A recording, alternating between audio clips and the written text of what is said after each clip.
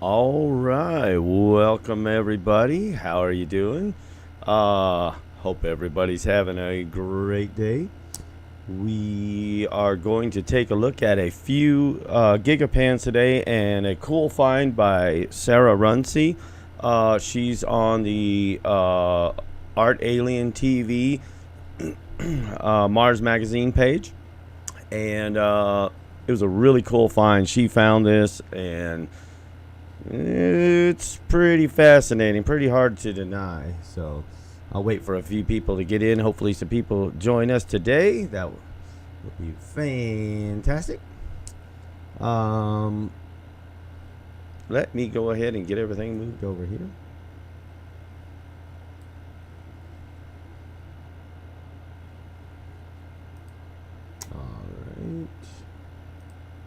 All right.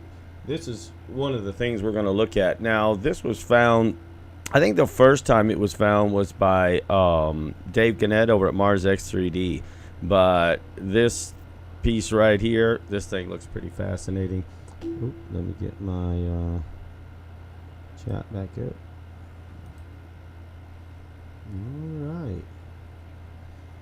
So we're going to take a look at this today and see what this thing might be, and I don't know for sure. Obviously, I try to say this on every video.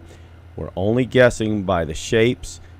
We don't have any size context, except there's a few people that are figured out a way to kind of get a good estimate of some of these things, and I haven't seen anything on this yet on the size of it, but we'll see if we can find out a size on this maybe this week. So, nope, nobody's in there yet. Let me. Oops. Oh, that actually.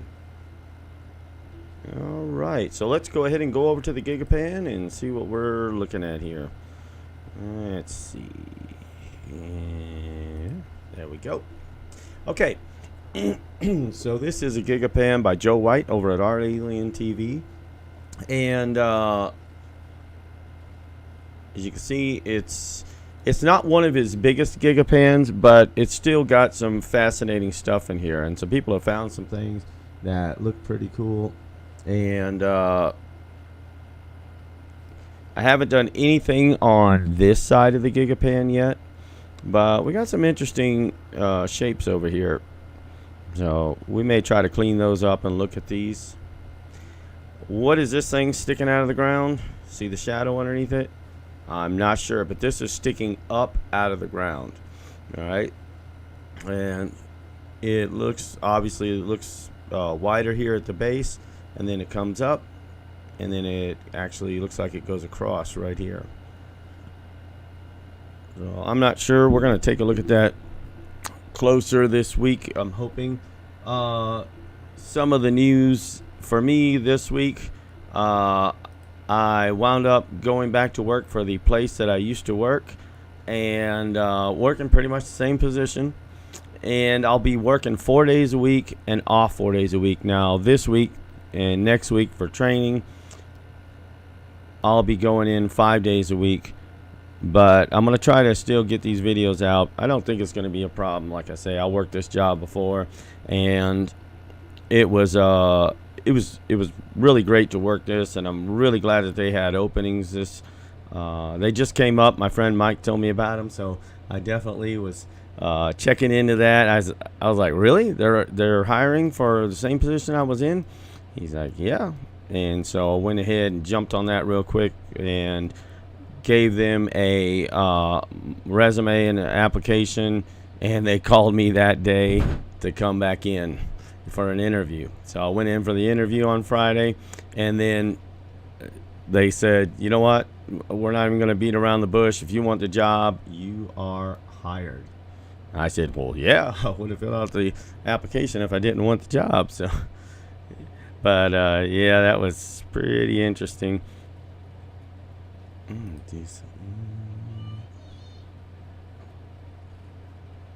Okay. My daughter wants in. Oops, I need to go back here.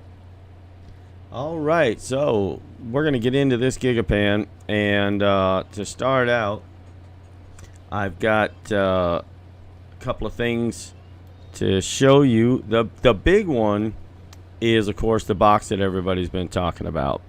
And that is right here. And like I say, Dave Gannett over at Mars X3D showed this in X3D. So check out his channel. I don't remember how long ago this was. This is Sols1753. All right, honey. It's my daughter. So he showed this a while ago, but it was pretty cool even looking at that. So we're going to look at that piece, and we're also going to come across to back here. Go potty if you need to go potty. And we're going to look at this piece right here. These are the two that I got modeled. And then I think if anybody wants to, I'll go ahead and start modeling this one a little bit. That shouldn't take too long. But there's a piece back here. I'm not even sure what it is. But we're going to definitely want to look at this. All right, so let me show you some of the enhanced images I took of this. Let's see. This is the first one. Okay, so I just I increased the contrast on it a little bit. I sharpened it up a little bit, and then I burned it just a little bit so we could see this a little better. And so this is how it came out after doing the burn. These pieces right here, I still haven't got to. I'm trying to make these out, but do those look like rocks? I don't know. Look at some of the shapes of these. It curves around down here. It's got a rectangular shape up here. It looks like there's a piece extruded out here. I'm not sure. I mean, they could be rocks, and they're just weathered weird, but they look like they have some definite shapes. Hey, get in the living room. Sorry, y'all can't play in here right now. It's too loud. All right. Yep. Sorry, Daddy. All right. This piece back here really looks like it's got some slotted pieces in it. And look at this circular piece right here with this cylinder extruded up. Okay, honey. Y'all go to the living room. And then this almost looked like it's got a rectangular shape to it. You can just barely make out. It goes behind this piece right here, but there is the line that comes across right here. It goes up at a 90-degree angle and comes across at a 90-degree angle. Go to the living room. Alara, go. Yo, you need to go. You're being too loud, honey. There looks like something with a different material here that's kind of got a cubic shape to it also, with extruded edges along the top. And then it's got this cube that's extruded up, and then another one that extrudes up from there. So I'm not sure if these are rocks. They could be, but it really looks like these have some sort of shape to them. This looks like a giant either key or saw. This could be a handle of a saw, that type of shape, and then the long part of the blade of the saw. But I mean, that's not what it is, I'm pretty sure, but just to give you an idea of the shape of it. And then the back, actually, this part's sitting along the ground, and then it kind of makes a V shape as it comes up, and this goes to this side right here. And then we're going to get to this box. Definitely, I've got this modeled, and I don't know what these things are on here, but there's two in front, one kind of behind the other, and then it looks like another one in the back, and it kind of looked like maybe it was sitting on something because it's behind the edge of this box. This box ends right here, and then you've got these, they're very blurry, but see these pieces coming up that almost look like I-beams, and that's how I modeled them. But you know, they blurred all this stuff in here was blurred, and it was hard to get any detail out of these. There's one here, and there's one here on the other side of this box. And then there's a piece that's actually rounded. It looks rounded right here, and it looks like there's a pole coming back this way, and we kind of lose it in all this mess right here. So we definitely want to look at that piece. Now the next one I want to look at is I gotta go down to here and bring you over. This piece right here, this thing looks cool. I don't know what to make of this. Looks like a structure. I don't know the size of this, but it definitely looks like a structure. And I got all these pieces in here modeled. The only thing I haven't modeled is right here. So we may go ahead and try to get that worked out. But this looks like it has an overhang or a porch right here. You can see these posts coming down on both sides. And you can see what looks like a different material, of course, because this is actually under the shade. So whatever this is like white concrete or something. And this is a cube that is extruded out from this wall right here. And it even looks like a doorway right here. Let me get in real close. It's going to break up a little bit, and I apologize for that. But this was farther back in the Gigapan. So we have that right there. And then there actually looks like there's stuff over here, but it's so blurry it's hard to tell. This piece right here, this comes up like this and across here, and then it looks like it has these three tines that come up, and then it goes back. This is the part that goes back a little bit and comes straight down. Okay. All right, go play, honey, go play. And then it actually, it comes back at an angle like this, so it's slanted downwards, and then there's a vertical part right here, which looks like the back side of it that goes straight down behind it, and then there is something behind it, of course, but we can't hardly tell what that is. As you come down this front face, it comes down, it turns a 90-degree angle, comes to the front, and then comes down.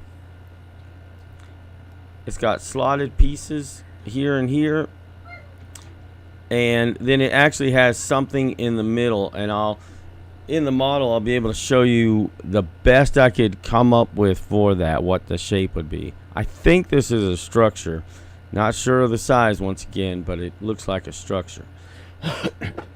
Then we get to this piece right here. This looks like a cylinder.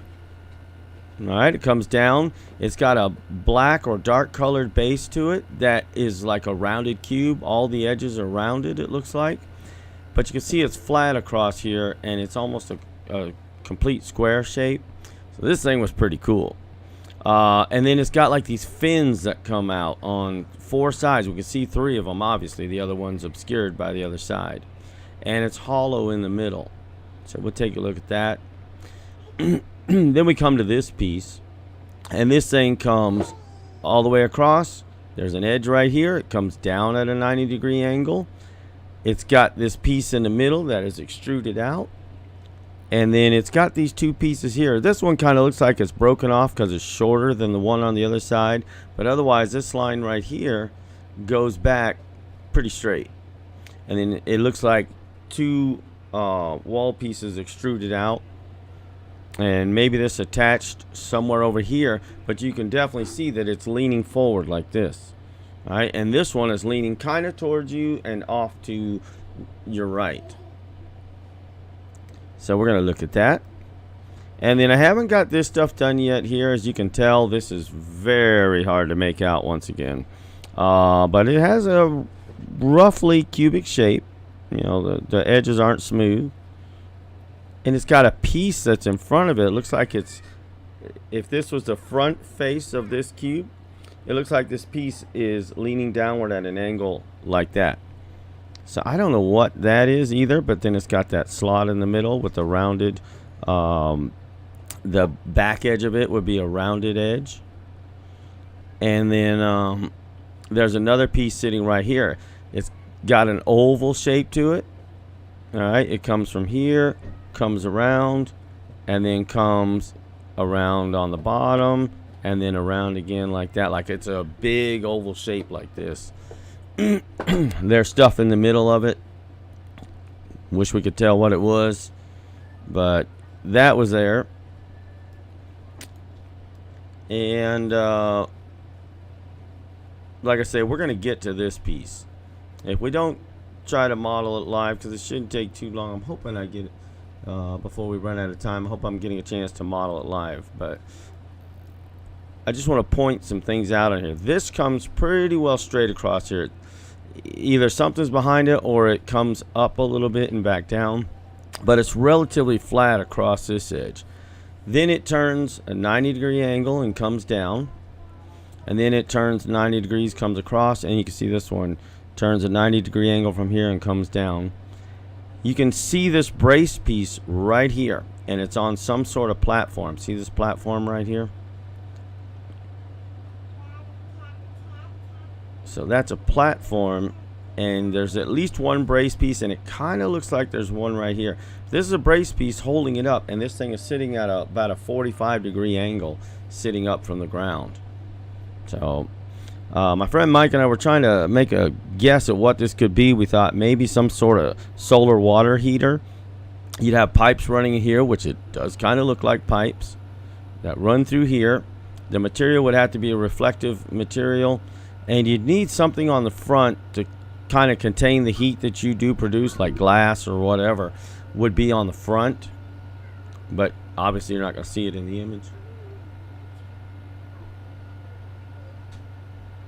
Oh, hey Leslie Ann, welcome.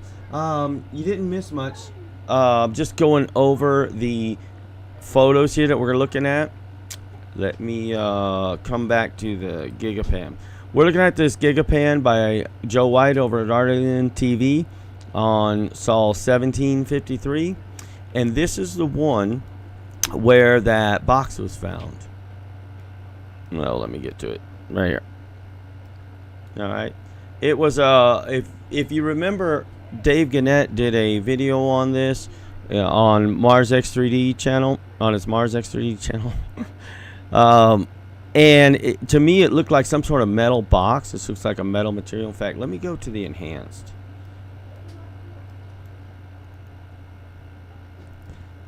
All right, so this is Joe's enhancement. It's still in his Gigapan. Just go to the Gigapan that's underneath, and this is just some color added and stuff. Is this the, or is this the enhanced? Wait a second. Oops, this thing.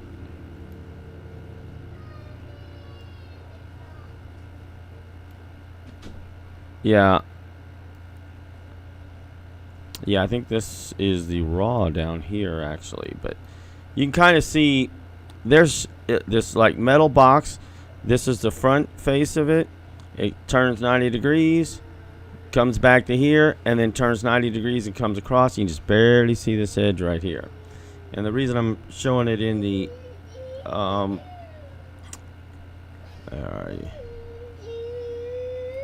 go. I am recording. Go. You're not going to come in here and whine, sweetie. Sorry, that was my daughter.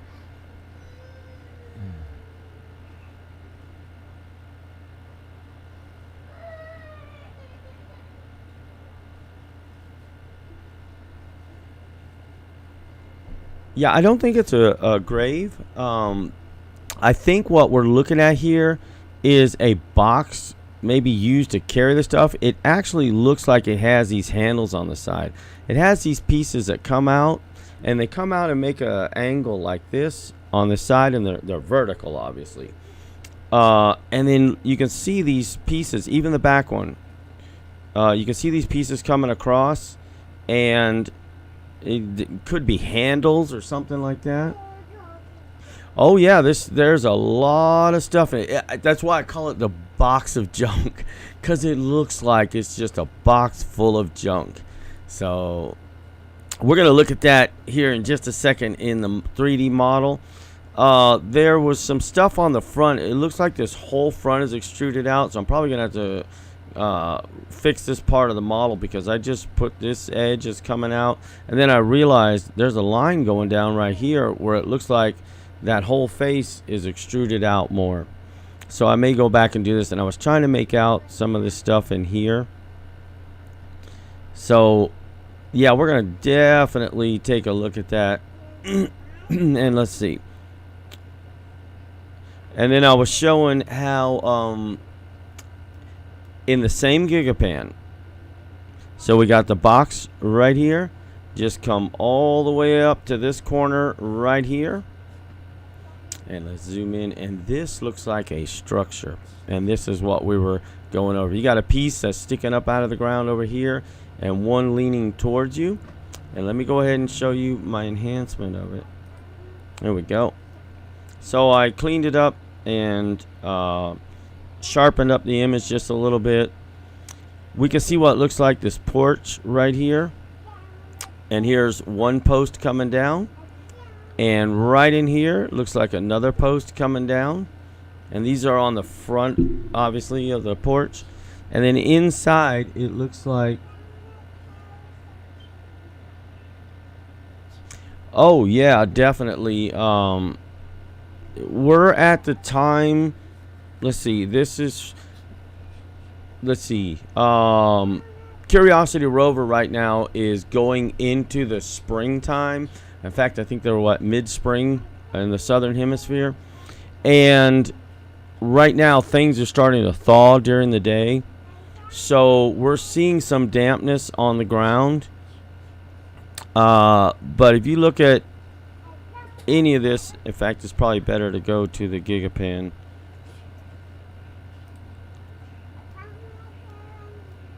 You can see how this soil is darker, and you can see these patches in here.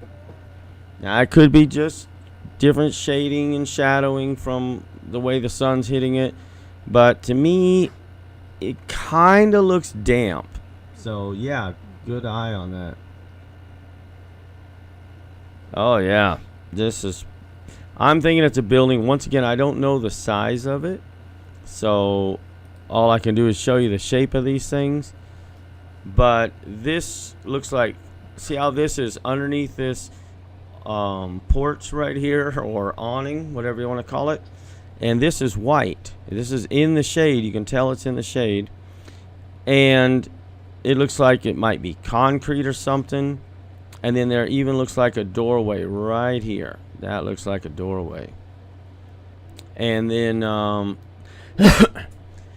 you've got this cylinder right here. This is what we're talking about, I think, right when he came in, this cylinder. And you can see it goes all the way down, and there's a base right here. And this is like a rounded cube.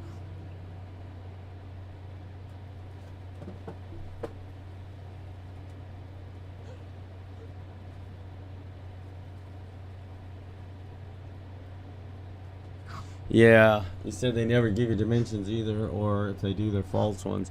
Yeah, you just, you know, the size and everything, we won't know. The only thing we can do is guess by where it is in the image, and this is about halfway back in that Gigapan, so it could be quite large. And oh, and the other thing, we don't know how much the rover was zoomed in. So it's, yeah, I wish we knew the size of some of these. But we talked about this structure right here. It comes straight across here, and it's got, you can see these are cubes. 1, 2, 3 cubes. And then there's a smaller beveled cube that is on top of this. There's 1, 2, and 3 on top of the larger cubes.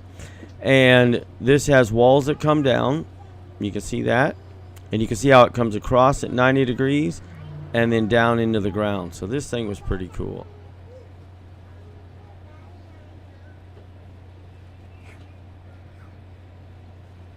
Hey, no problem. Welcome, Ricardo. We're going over these structures.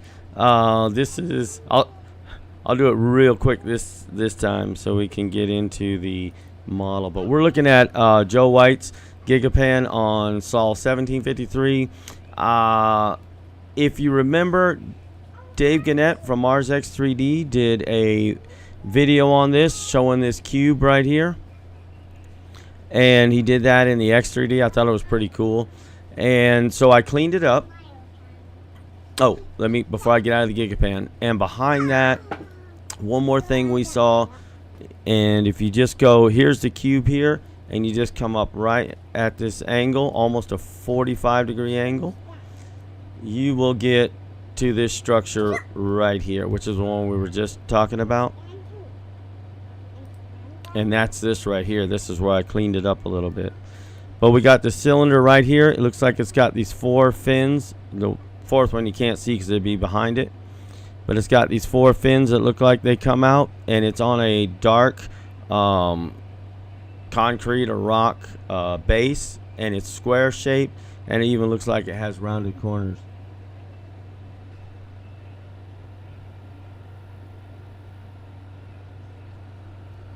All right, so let's see. Oh, and the other thing, Ricardo, that I pointed out was this square piece back here, and you can even see this brace going down. Now, I haven't modeled this yet, so hopefully we get a chance to get into that piece right here. Now, my friend Mike and I were trying to figure out what this could be. It's angled towards the sun. It's set at a 45-degree angle, and it looks like it's angled up like solar panels would be. And we thought about, well, could it be a solar water heater? You actually have what looks like pipes running underneath these pieces. They run across. There's one there. There's one that runs across here. And, you know, are there more underneath this part? I can't tell for sure, but I would think so. Then you have this brace piece that comes down. You can see that it's on a platform, and then, like I say, you've got these pieces here, and we thought, well, maybe a solar water heater, which, you know, we have those here on Earth, and, you know, you'd have some sort of reflective material in here. The top part right here would be covered with glass. That way, the sun hits it, it's reflecting off that a material like you use aluminum or aluminum foil here on Earth, and you can get that thing up to, well, a couple of 100 degrees here in Texas. You can. But yeah, hopefully we get a chance to get into that.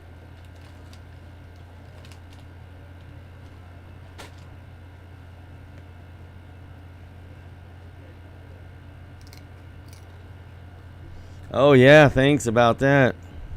About the job. Yeah, I'll talk a little bit about that. There's some stuff over here I still haven't worked out, but this looks like an extended cube over here, and it's obfuscated by, there's a piece of wall or something right here, and you can tell it's broken and everything. It looks like wall. And then you see the cube coming. This is sitting behind it right here. And I haven't got to that piece yet either.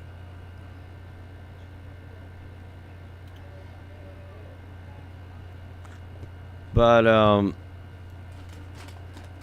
yeah, and then, did I mention the porch again? Let's see. This is the porch right here. That's over this doorway. This doorway sits flush against this wall.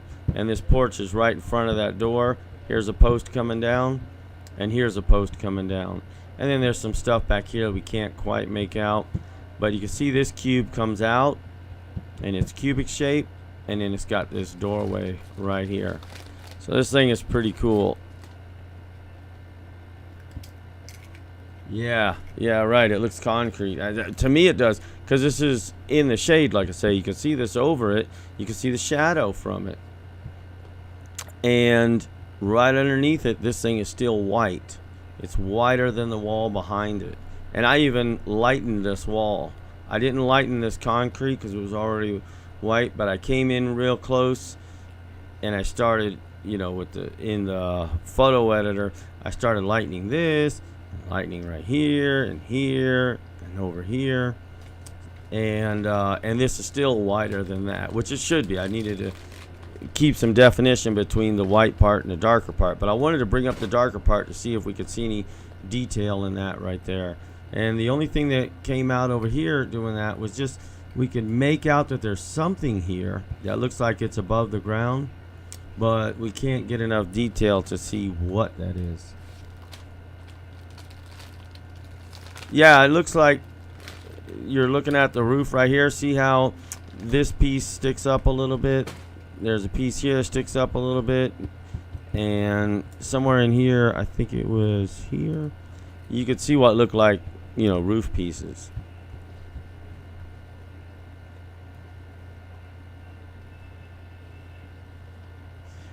Could be another story. You said there might be a second story. Yeah, and this piece right here, I think, is behind this piece.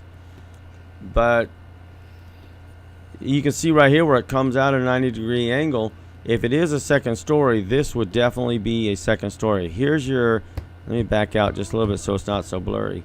But it comes up to here, turns 90 degrees, comes into here, and then it comes up right there.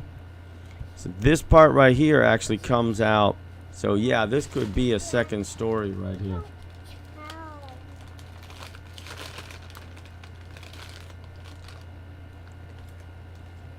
There's the cylinder. And then there was this piece right here, which actually, if it was standing up, I still think it would be a little bit in front of this. I don't think this would sit up flush with this, but it's got these pieces of what look like wall on the back side of it. See how it comes across straight here? And it looks like it's got this piece that is perpendicular to this piece here. Both sides. This one comes out farther. So if you were to stand this up, there would still be space between the front of this and this. I don't think this sat all the way flush against this piece. I remember I saw lighting, and I should move my microphone over so you can hear what I'm reading.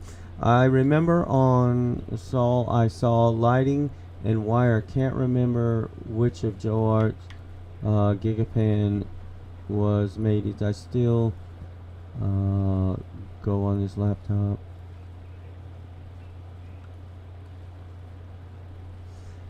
Yeah, not just wires, but he's shown rebar when, what's that? Oh, it came in. Good. All right, good. When the real Jimmy Roberts one was putting out lots of videos, he was showing over and over again rebar, concrete rebar, and Joe White has shown several pieces of concrete, shown some what looks like rebar. Both, well, I should say for both of them, it looks like rebar. We don't know that it is, but you know, rebar or something similar. Oh, you don't have to apologize. Okay, let's jump over into the model. Oops, I did it again. I always do that. I don't want to open a new. I want to go to the one I have open. Close. There we go. I have one open already. Okay, so let me get back into layout.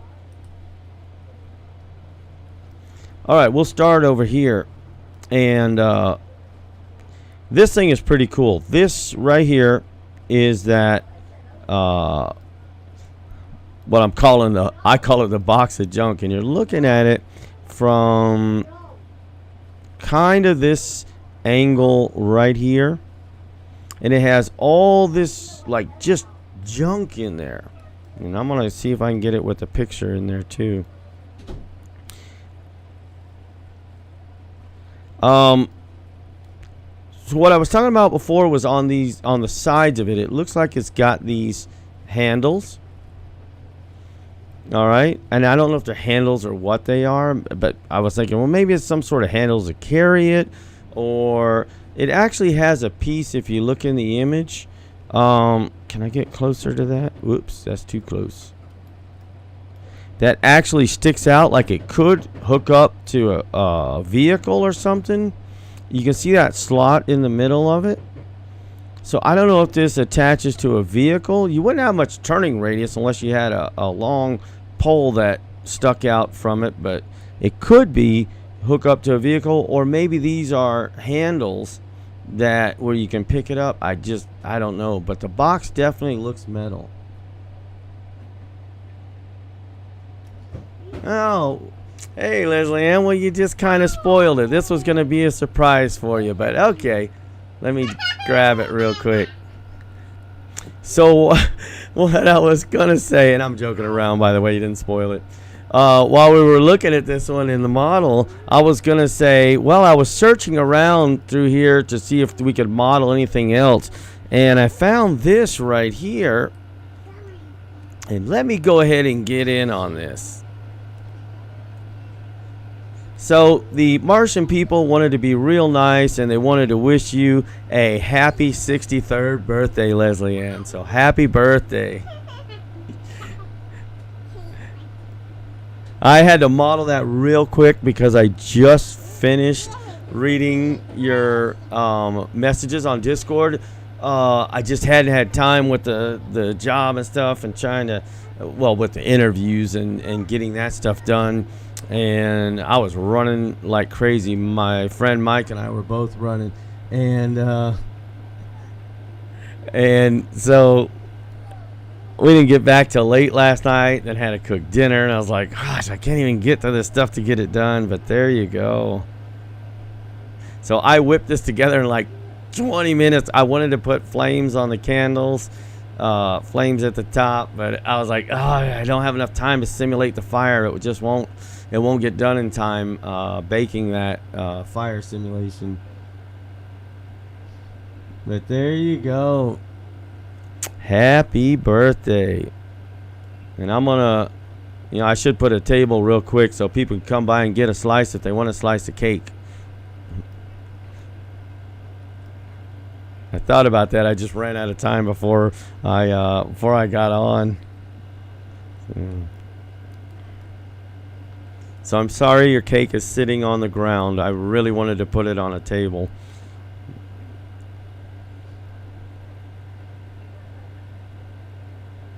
Oh, good.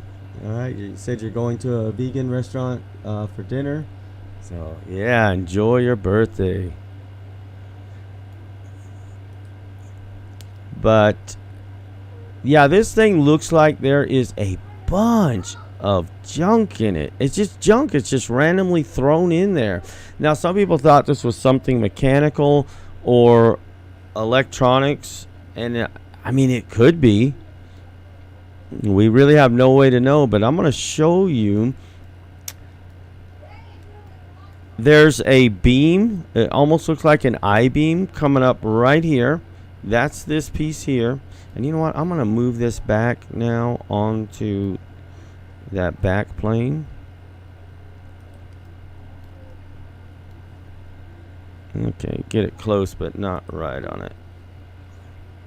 So I can show you at the same time what we're looking at here.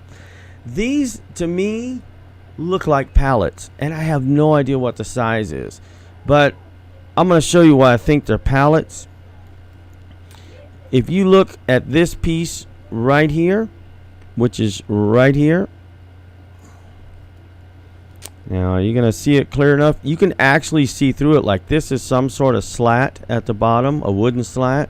What? I don't know what the material is. I modeled them as wooden, but whatever the material is, you can see through it. And let me show you in the image because I think it's a little bit clearer in the image. Not that one. This one.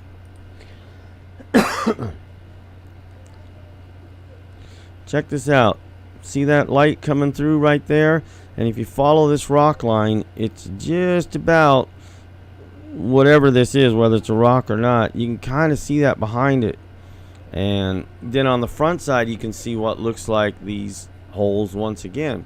And then you can, it's hard to make out, but you have this piece right in the middle, because this is the bottom edge, this is the top edge. This would be right in the middle where it looks like a wooden slat going across here.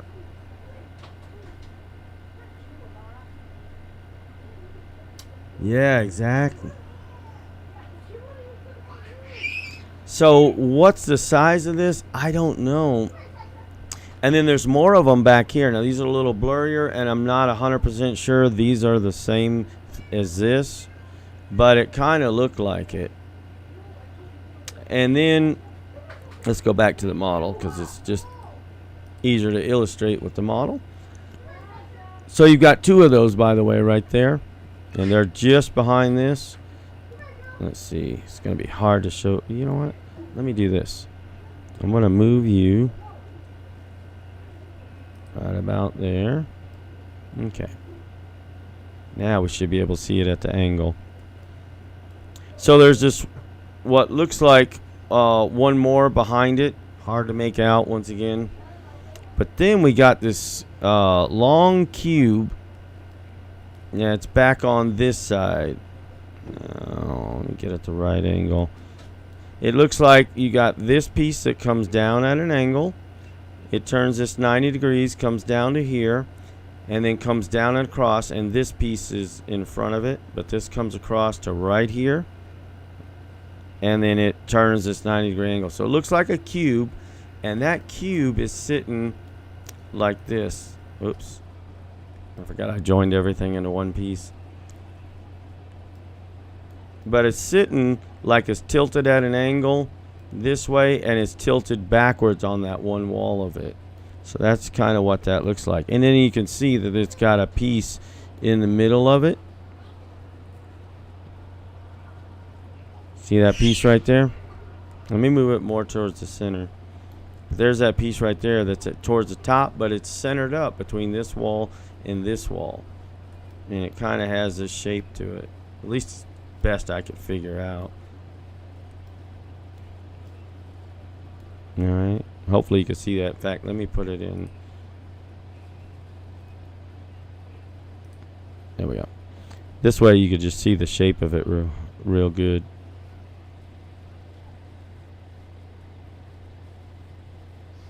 Yeah, Leslie, you say it looks like what you'd see in Pompeii? Yeah.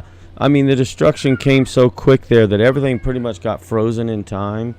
Well, frozen's probably not the right word, but burned to a crisp at one time.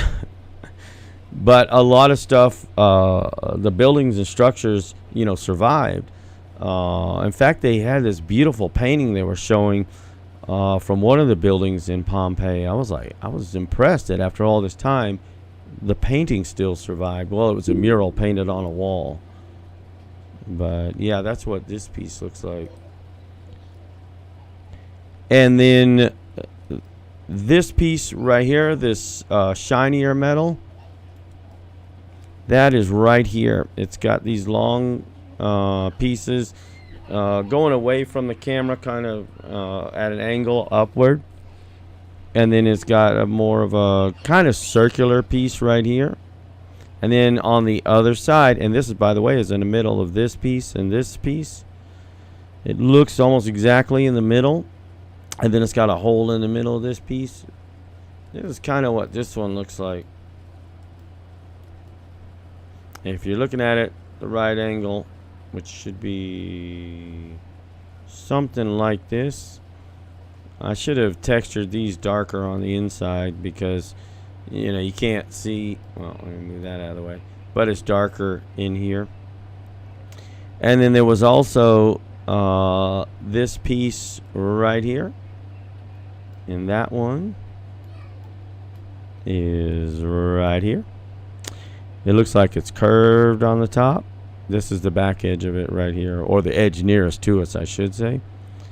And then you can see it comes up and then goes down at an angle and comes across like it's making a kind of wedge shape. And then back up to the same width as this piece over here. And it's on both sides, although this side's a little harder to make out. But if you look close, you can see just a little bit of color change right there, as if it was, you know, that part right there. And it would be just opposite of this one. So it's making a wedge shape, and that's what this piece, at least what I think it looks like. You know, we never know for sure. This is what I think this piece looks like. It's hollow down in here. It's got that piece that goes this way, and these V-shaped pieces on both sides. And then it actually, whoa, got in too close, too quick. Uh-oh, I got something wrong here. I did wrong, and I have to fix that. But this side should look the same as this side. It should come up flush with it. I missed a piece somewhere. But it comes to this kind of V shape or arrow shape, whichever way you want to look at it. And these two pieces are a different material than this either way. In fact, these look even different than this in the image. This is a very shiny metallic, and this is not. I mean, you don't see hardly any reflectivity off of this right here. So I do not think it is metal.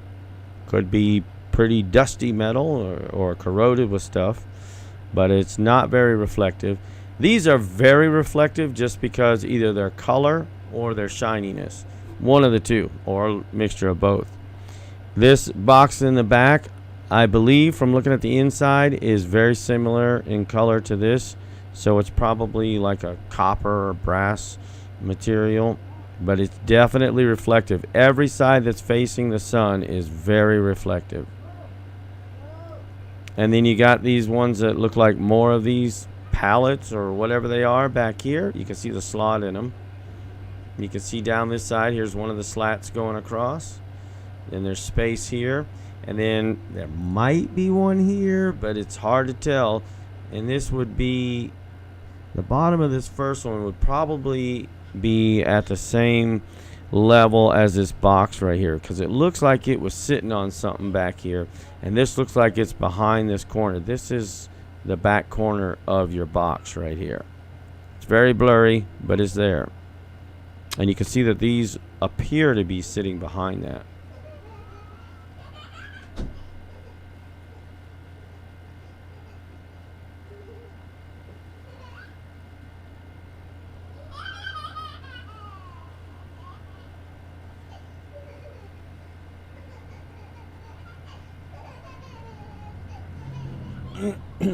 Yeah, Ricardo, you said it reminds you of the chassis of a circuit board or some other tech. It very well could be. Once again, I don't know the size of this.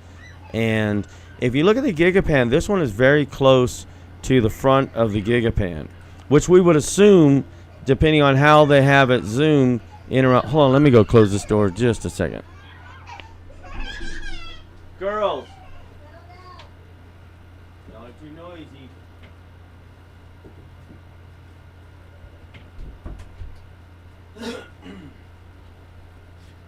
Okay.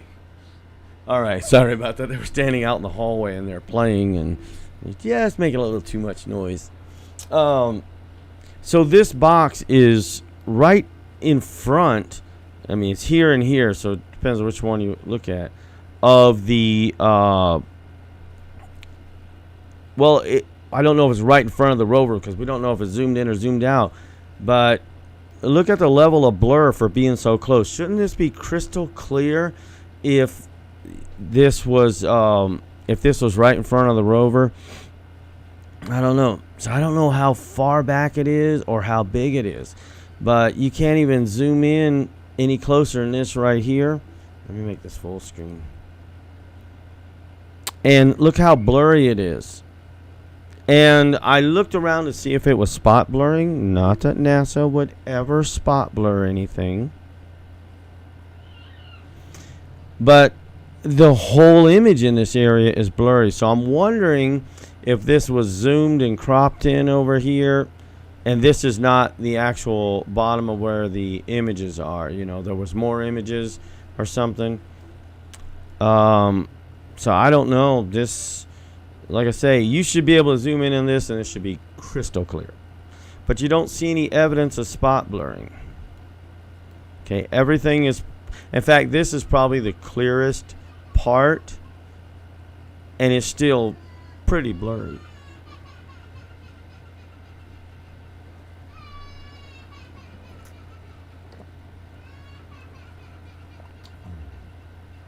All right. Yep, I got some White Claws. Does anybody? Ricardo said he's gonna grab a drink to toast Leslie Ann's birthday. So I got some White Claws. Let me know, and I'll pass one through the computer. No. Ricardo says that sand looks painted in. Now we know NASA wouldn't paint in sand. Why would they paint in fake sand? Oh, I'm probably gonna get struck by lightning for all this. But yeah, I mean there's places in here. Look at this piece right here. It's a straight line. We get these where it looks like the sand, the wind is blown to make ridges in the sand. We got them on this side. We got them on this side. And then look at this piece of smooth, blurred, by the way. It's more blurred than this. Sand right here. So, no, NASA would never paint over something. But with these rocks, I mean, unless they spot blurred all these rocks, and this, I don't know, unless this is something and it's not rocks. Because these don't look like rocks. These look like something very structural. In fact, let's go back to our enhanced image. These things, I mean, look at this perfect, almost perfect curve right here. It's like it almost looks like it comes out at 90-degree angle, turns this way, but it's got this curve on this elbow right here. So, and some of this came out a different color with my burn. I probably should have got more into the sand and looking at it to see if this actually extends under the sand, but I didn't.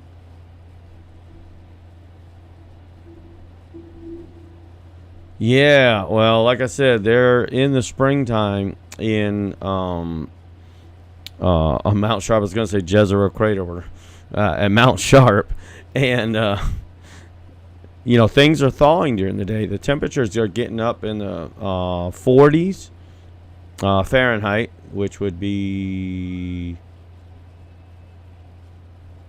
what, 6-7 degrees Celsius, something like that.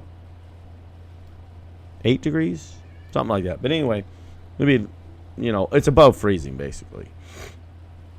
So, yeah, I don't know, but I noticed that in the Gigapan. I was like, okay, if I get time to get into it, I probably will, but I just didn't. I was focused on modeling this and that structure. Oh, let's get back to our model.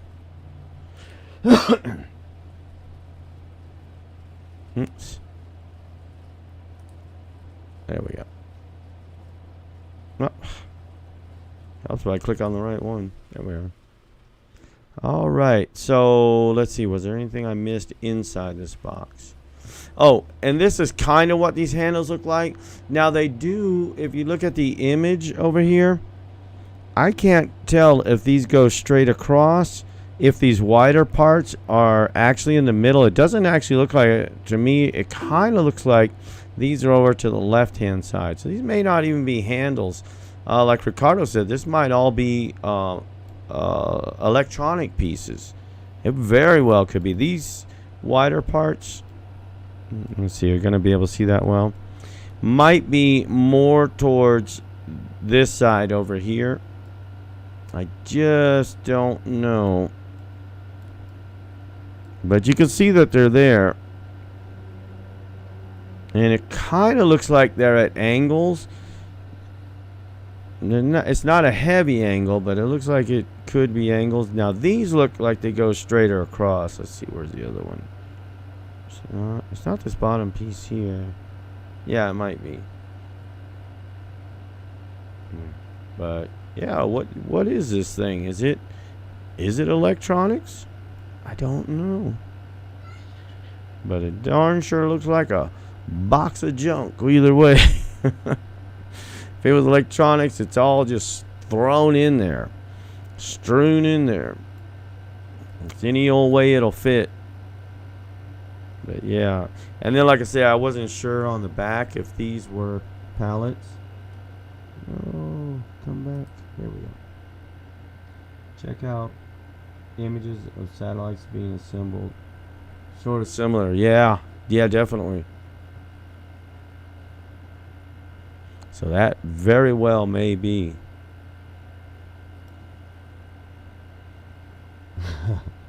Swamp gas, wind eroded rock. Yeah, with some reflectivity.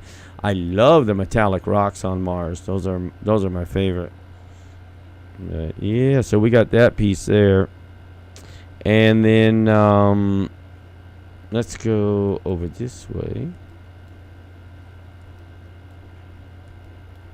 This thing is cool. No matter how you interpret or look at this one, I think everyone would probably agree this is not a rock.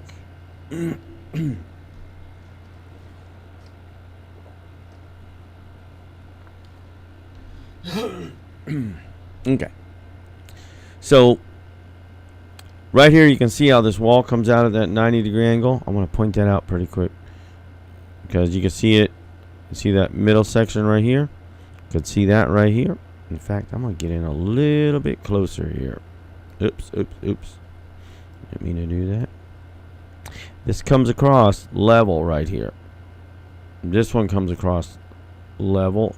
There's something behind it, but then you've got this wall over here. This is the left side of this wall. This comes straight down to here and then comes across. So I wanted to point that out because I'll probably forget if I don't. But then you got these this slotted area down here. This looked hollow in here. Let's see if we can get an angle where I can look at it without having to separate these pieces again, because I joined them all into one. But yeah, it has this shape, and these are these pieces on top, like they're decorative pieces or something, and they're right here in the image. 1, 2, 3, and I'm going to zoom in on those real quick so you can see that. But you can see the hard edge right here, like it's cubic shape. And this is obviously on the shadow side. This is the sun is hitting this side, and this is in shadow. All this stuff on this side of this building is in shadow. And you see what looks like these pieces coming up, like they're, tapered inward.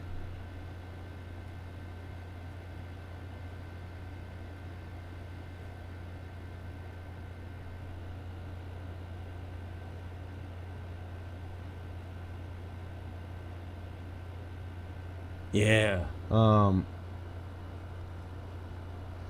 Ricardo, you said you can see the resemblance to the Pumapunku stones. Yeah. Yeah, exactly. In fact, this piece too. Now this rounded piece is pretty cool. So let's take a look at all this. Oh, I can't wait till allergy season is over here. I always hacking and coughing, and I apologize. I try to turn away from the mic so at least you don't hear it real loud.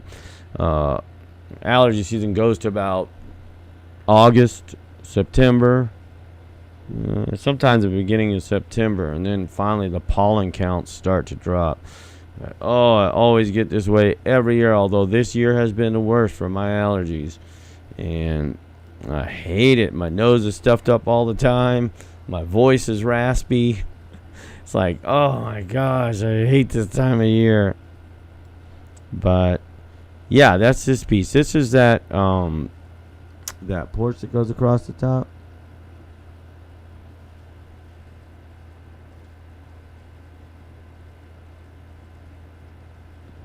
Hey, welcome, Steve. Good to see you.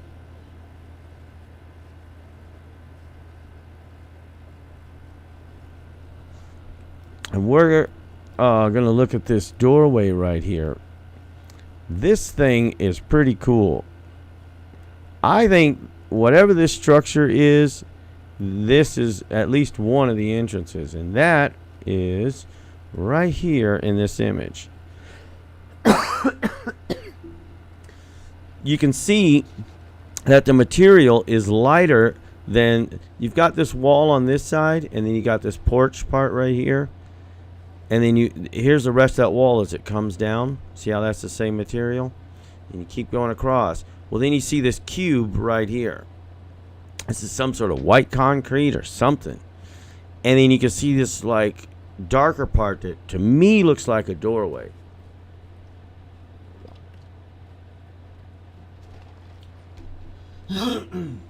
Excuse me. So let's take a look at that. So here's our porch. And I didn't get these parts modeled on top. It's just so hard to make them out. But definitely these posts that come down vertically right here. And right here. I put those in. In fact, if we turn just a little bit, we should be at the right angle. Kinda like, let's see, is that about the same? Yeah, it should be about, it's close anyway. But here's that post right here. This post comes down right here. Here's our doorway right here. You can see the face of this right here. The 3 cubes on top. 1, 2, 3. 1, 2, 3. Let's see. I'll probably have to move over a little bit. Here's those slotted areas with this piece that comes out in the middle. 1, 2, and then these big slotted pieces right there. Let me zoom in so it's a little bit better. It's not going to get any clearer, of course. There you go. There's 1, and there's 2. And then here's this cylinder in front. And it looks like it's on some sort of black base. Let's see, because is that better where you can see? Hopefully that's better where you can see both of those.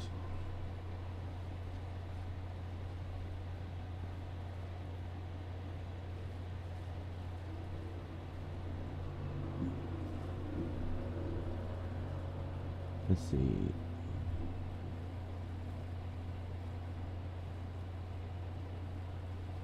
Yeah. All right. So this thing is if it's not an exact circle, it's oval, and it just depends the angle we're looking at it. But see how the cylinder comes down, and the top part you just barely see an edge where it's extruded out. So if I get in on this just a little bit, you can see that it is definitely extruded out right there.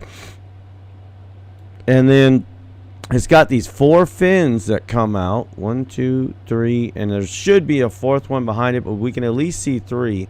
And it looks like they come to the corners. And then this base looks like it's rounded on the edges. And it could just be the blurring. It might be more straight. This one over here, you're not gonna be able to see because this wall piece or object, whatever it is obscuring that edge of it. But it looks like this is the one I could tell the best, and it looks like it's a rounded edge right here.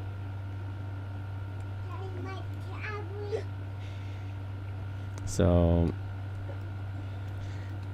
all right, the next piece of this structure is this piece right here. All right. And that's this piece here. Hey, Ricardo. Now, Ricardo, Leslie Ann, wish her a happy birthday. Oh, happy birthday. You got to get closer to the mic. I'm sorry. Happy birthday. And Steve is in here also. So I think is this your first time, Steve? Either way, welcome.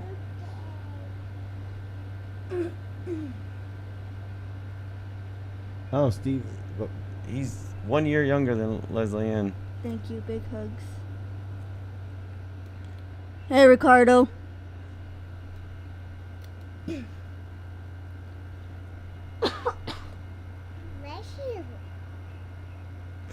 All right, I'm gonna get back to this part here, babe. Oh, you want to say hi? Oh, you gonna say hi? Okay, say right there. Hi, Ricardo. Hi, Ricardo. Say happy birthday, Leslie Ann. Adrian. Leslie Ann. Huh? Now she's playing shy. Yeah, now she's not gonna talk. Yeah, all right. I want to talk. Okay, let me get back to this. All right, you can see this piece is standing up. This is definitely standing up, and it's got this piece that comes across the top here, and then it's got this part right here that is extruded outward. That's right here. And then you got these two pieces that look like wall pieces that connect. Leslie Ann said, sent a smiley face. Yeah, and a I saw heart. it already. Oh, okay, you saw it? Okay. It's right here. Yes, sir. It's You were a head. looking at Aurora. I didn't notice. It's got these two wall pieces that are look like they're extruded out. This one looks shorter, like maybe it's more dilapidated than this other side. And then this whole thing is leaning forward like this and just a little bit towards the camera. And that's what... Oh, and then I forgot about these pieces that stick out right here. Let me go back. You just barely see them, but they're all three at the same height. Where's the third one? I think it was right. Is that it? Well, at least two of them. But I think oh, maybe it's this piece. There was what I thought were three, and it may not be. It might just be these two, but you can see them sticking out, turn a 90-degree angle. So I think this is kind of what this piece looks like. And that's, you got the wall piece. Oh, let me move it back to the center.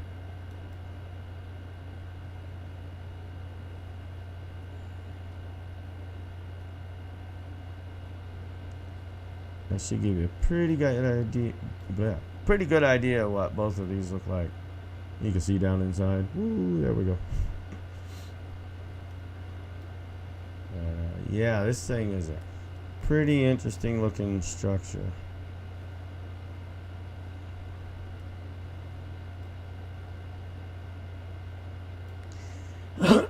This is the piece that I hadn't got to model yet, but before we get into that, they look like the building and structures in my dreams. Well, very much could be. If you're in contact with beings, which, you know, you are, I am, and maybe several other people are, I'm pretty sure we're not the only ones. They place dreams into you either to teach you lessons or to enlighten you, you know, or to help you make decisions. I'm very confident about that. So the dreams may be visions and not just dreams.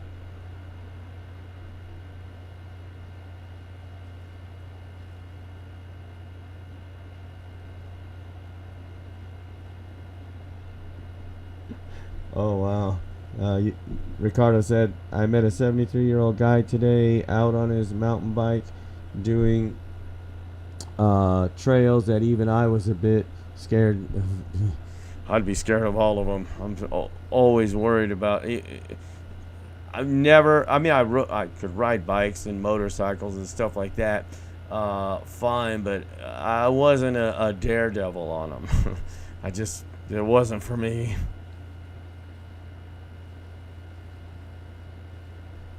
Right. Okay, I wanted to point out something, and I just saw this before I got on. Where did I put it? Is it over here? Okay, these are the two Gigapans we're going to look at. Oh, yeah. Is this it? Okay. Now, this was pointed out by Sarah Runcie. So obviously we give her the credit for this because this is an extraordinary find.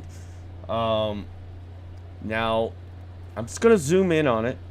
Let's just start from back here in the Gigapan. And I haven't found out what Sol this is yet. Who made this Gigapan? I can't remember. Let's see. MPJ, I don't know who that is exactly. But it's the Rock Nest site, okay? When Curiosity, right? Was that Rock Nest? What was that? I think, yeah, Curiosity. That was way early on, I think, when Curiosity was at Rock Nest. Yeah, she has a good eye for stuff. Check this out. Just gonna zoom in, zoom in. That way you can see where it is in the Gigapan.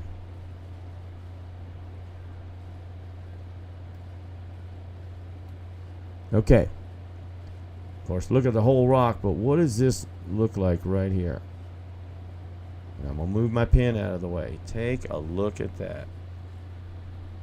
Now, some people could call it pareidolia, and maybe it is, but you know, I'll wait till you get the make the comments, because there's a 15-second delay or something before the comments will come through. Yeah, Sarah Runcie has a really good eye. She has found some incredible stuff.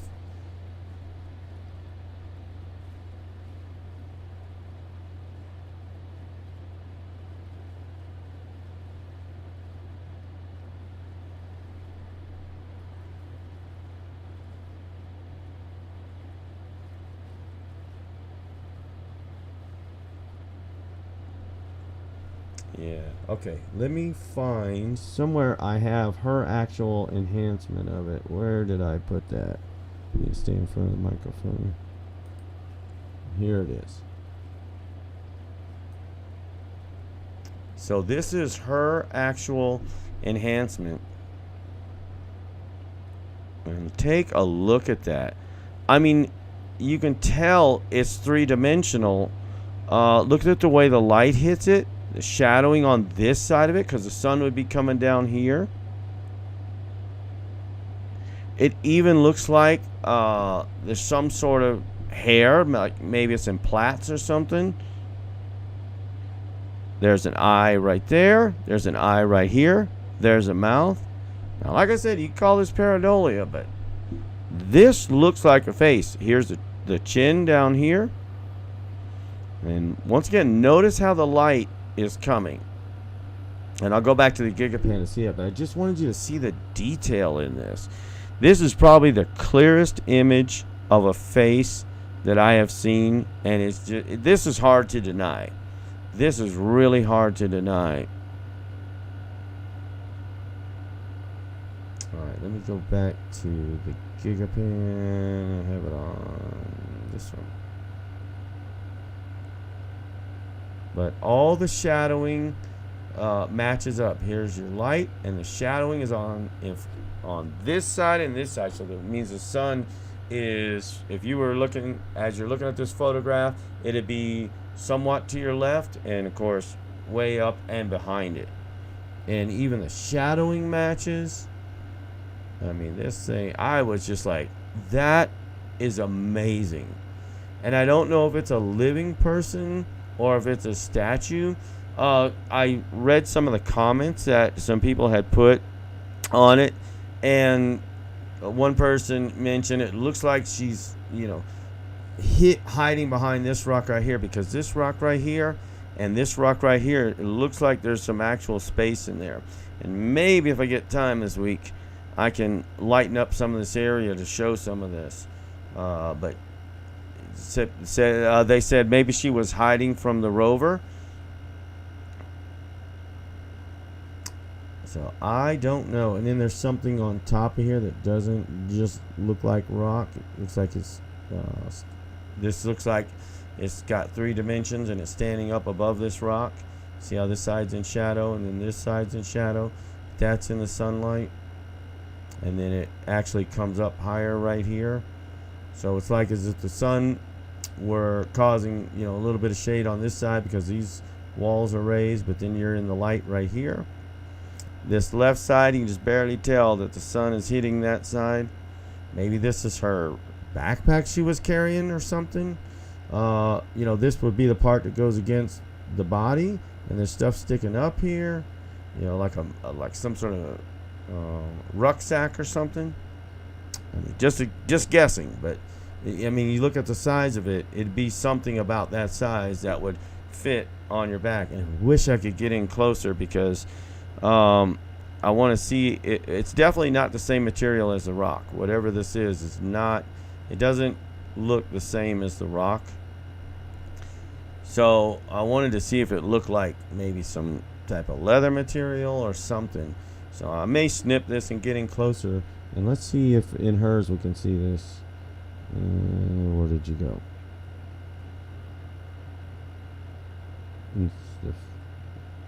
Where did you go? There you are. Yeah. Oops. Is it gonna let me? Nah, it's not gonna let me zoom in. Nope. But see that? That's what I'm talking about right here. It kind of looks like that material.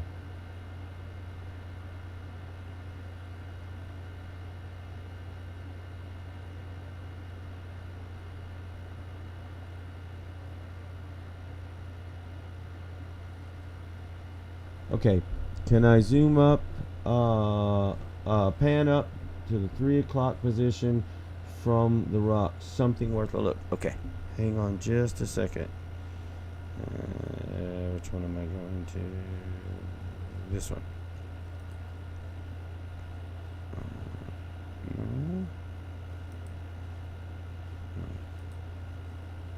Okay. So go to the 3 o'clock, zoom out, let me full screen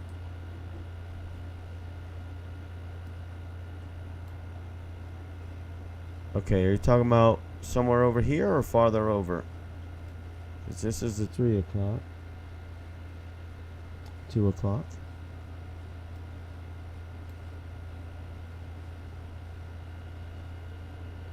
You talking about this stuff right here?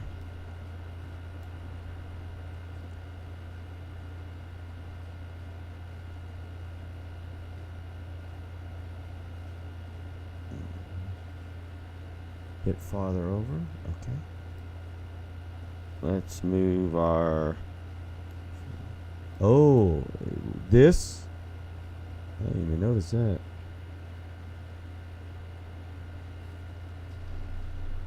I have to wait for 15 seconds for the answer to come through.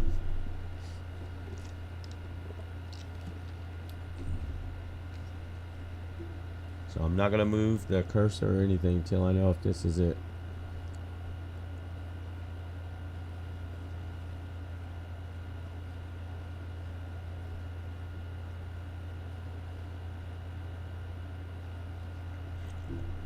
I can just hear the Jeopardy theme playing right now.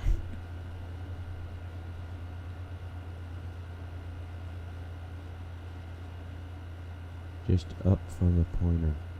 Well, we got this piece here and this piece. So this one, I'm going to point to this one.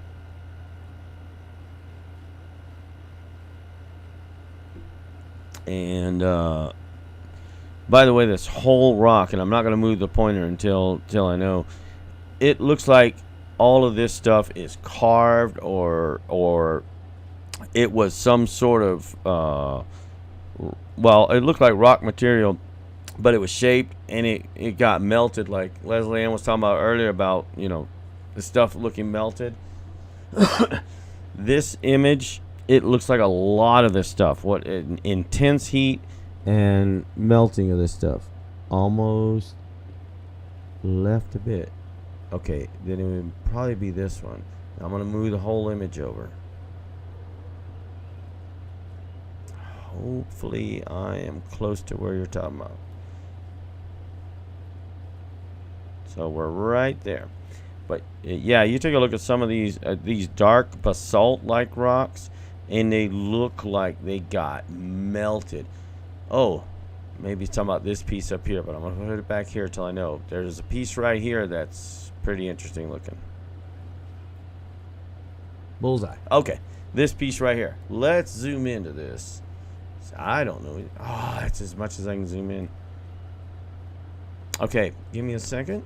Let me do something.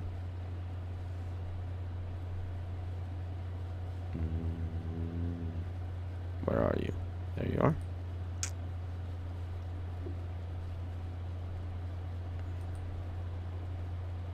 Oops. Wait. No. Did the wrong thing. Go back. Where are you? Right here? I want to put that more towards the middle. I want to get that piece too. I guess I won't be able to put it in. No, there we go. Now let's try to snip it. Let's do that.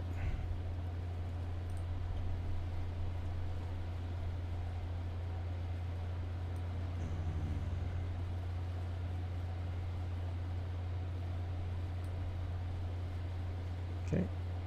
Now let's save that. And we're gonna take a look at this real close. Looks like a leg bone. I'm just gonna call it leg bone. Oh, that's going in the wrong folder anyway. Under models, MSL 1753. I have so many folders on here. There we go. And we're going to call this leg bone. Not saying that's what it is, just kind of what it looks like. Like I say, whatever comes to mind at first is what I usually name them. Bone. Let's put 01. Okay. Now, let's bring up GIMP.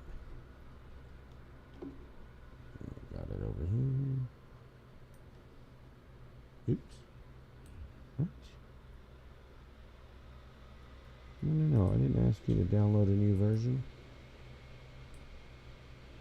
Okay. Shoe on it.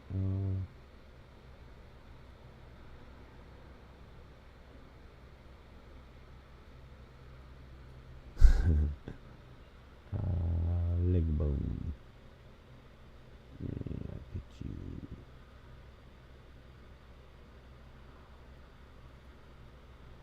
There it is.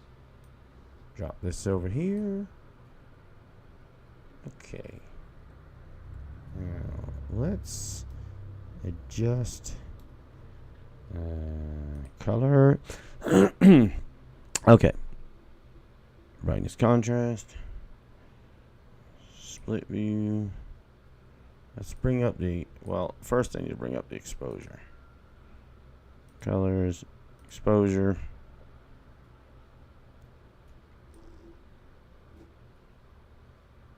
Right about there. And black levels, bring them down just a little bit so we can get some detail in it. There we go. And then let's go to color. And then you want to go to, I should be explaining what I'm doing, so sorry about that.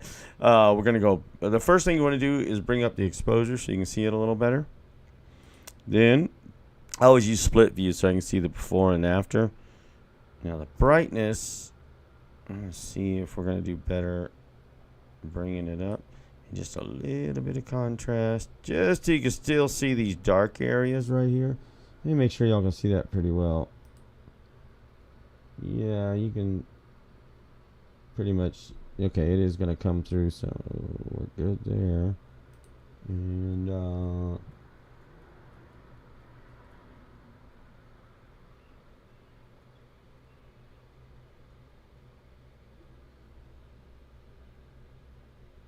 okay, so let's do that. And then come over here to your dodge and burn tool and click on that.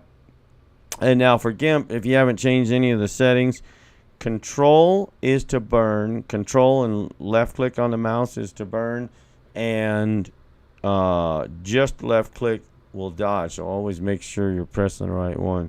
So now we have it pretty bright, so I'm going to bring up the opacity to about somewhere between 70 and 75% is where you want it. And the force I generally bring up, as I bring up opacity, I'll generally bring up force. And the size is pretty good. Let's see if we can bring some of this out just a little bit.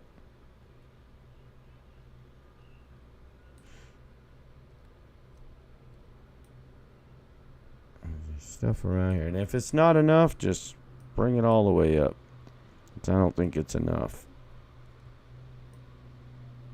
And then try to work mostly around the light parts. You don't want to burn the dark parts if you don't have to. Let's see how they're starting to come out. This right here. See the before? Let's see. Yeah. And then as you start to burn it, it'll start coming out a little bit better. You just don't want to overdo it. Let's see what this thing looks like and the stuff around it. That's why I'm burning the stuff around it too, because this looks like parts.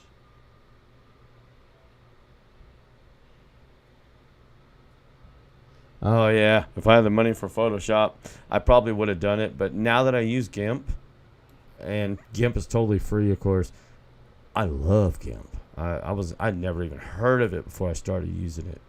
But when I first started doing this, I didn't really want to spend any money on any of it because I didn't know if I was gonna, continue doing this, or if I'd be, if I'd be able to figure out how to manipulate photos and stuff. So I wasn't going to spend any money, and I started looking, and they were mentioning a software called GIMP. I was like, GIMP? What the heck is that? Well, at first, when I very first started using it, I was like, gosh, this is very complicated to figure this out. I've never done photo editing. Well, I have, but many years ago. And I hadn't done photo editing in that long, so pretty much never. And I was totally lost on this. I said, I'll just clean up the photos in Blender. When I'm using them in Blender, I can put brightness, contrast filters. I can make them look a little better, adding or taking away color if I need to. But then I started using the GIMP software, and I was like, wow. I said, and actually now that I'm doing these tutorials on GIMP, stuff is starting to I'm starting to make some of these photos look pretty decent.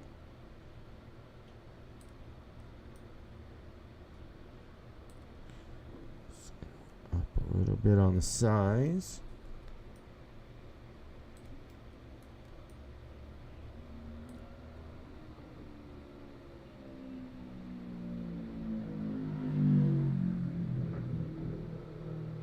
Oh, good.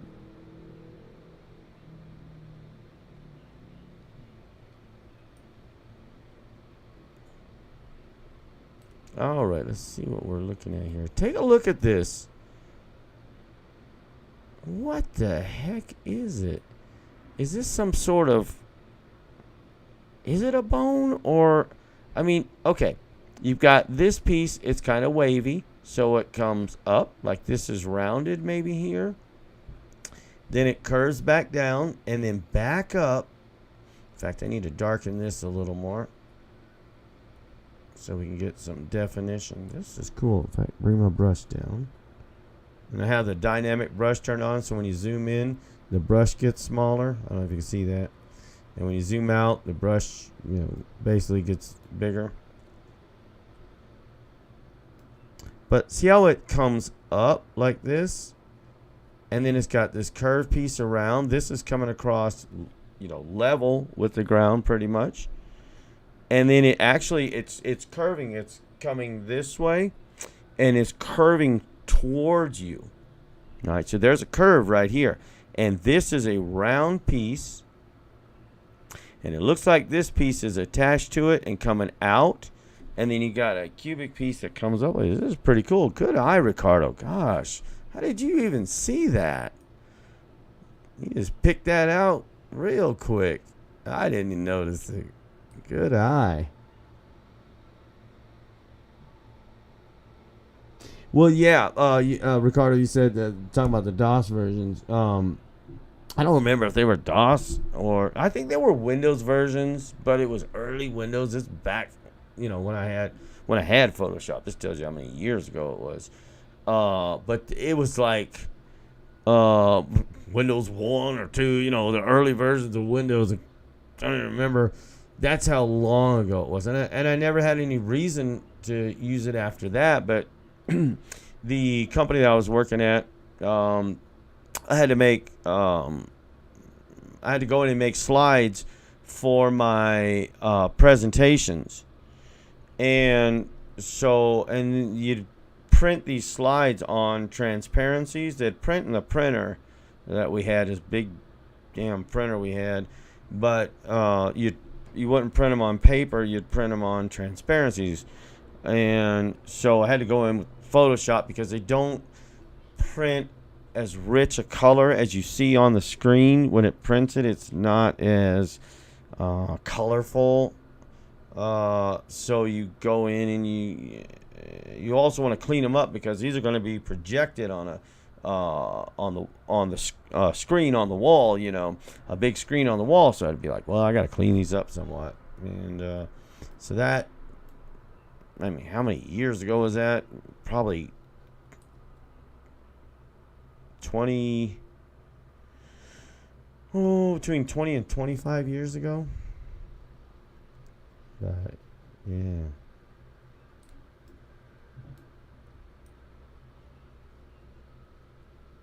Oh, look at that. So this is like a ball or something on the front. I don't want to get in the dark area very much. So I'm gonna use the dodge tool and see if I can bring some of the darker elements and bring those up.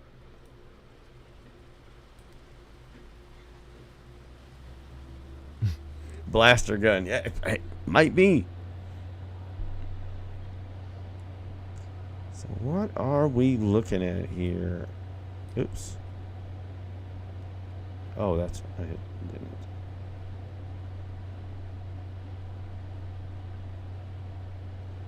And when you burn these, just don't overburn. This looks like just a rock here. Might as well give it some definition. Okay, let's get back here. Yeah, what in the world could this be? This is something I probably need to go through and model. Because if you look at this piece right here, this looks like a piece right here. It's kind of square, okay, like a cube, and it's sitting up off the ground. And then you've got another piece right here, just barely make out the lines, but it comes up, and then look how it curves around into a round tube. This is a hollow, see it's hollow in the middle, tube. Let's give it some more definition and make sure that's what we're looking at. Nope, this may be behind this piece. This is just another piece coming up. And this hollow tube looks like it goes into the side of this. This comes up, and it looks like it turns a 90-degree angle. Let's get some more definition over here. I don't know what we're looking at here. You know what? I know what I didn't do. The very first thing I should have done was gone over here to image, scale image. It's at 1058, so let's put it at 2116. That should double the size. Okay. Now, let's go through and sharpen this. Oops. Okay, so then you come over here to filters, enhance, sharpen, unsharpen mask, split view. Let's see what we wind up with here. Just want to go a little bit at a time. It's not making much difference. Okay. Hold on. Let's bring up the radius. Yeah, there we go. Okay, bring it down just a little bit.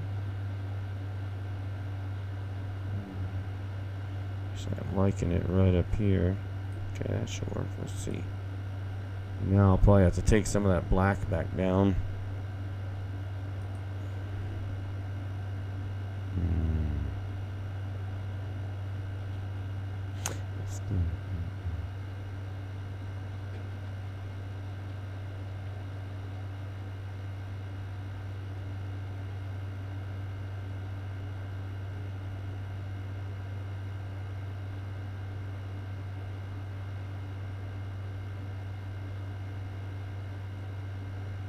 Oh, okay.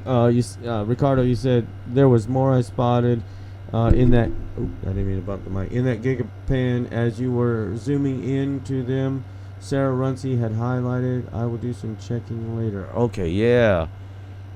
Okay, let me take out some of the black levels. There we go. Okay. Split view.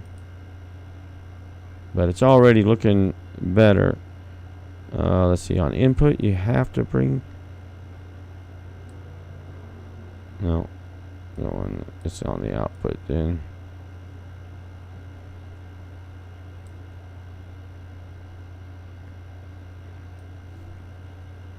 Yeah, there we go. Okay, now bring the white down.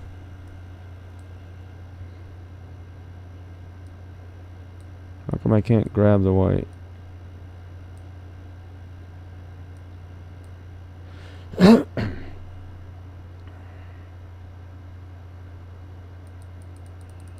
Now I should be able to grab it. Just a little bit. Same with this one. Let's click on it, bring it where I can grab it. No, that's gonna... Oh, maybe.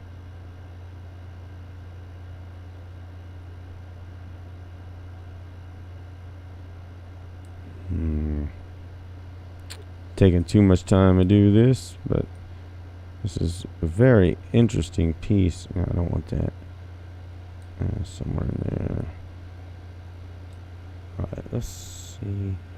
It looks like we lost some definition in the sand doing that, so I don't really... was hoping I could get that definition back, but now it's just gonna... Okay, let's do that. Ooh, no. That looks worse. Okay.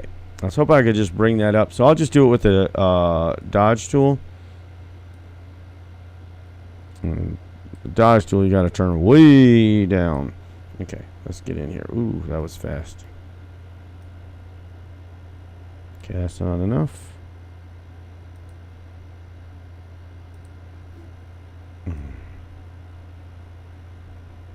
I was just seeing, I wanted to see what this thing looks like, because it doesn't look like completely a round ball. It looks like it's got more to it than that.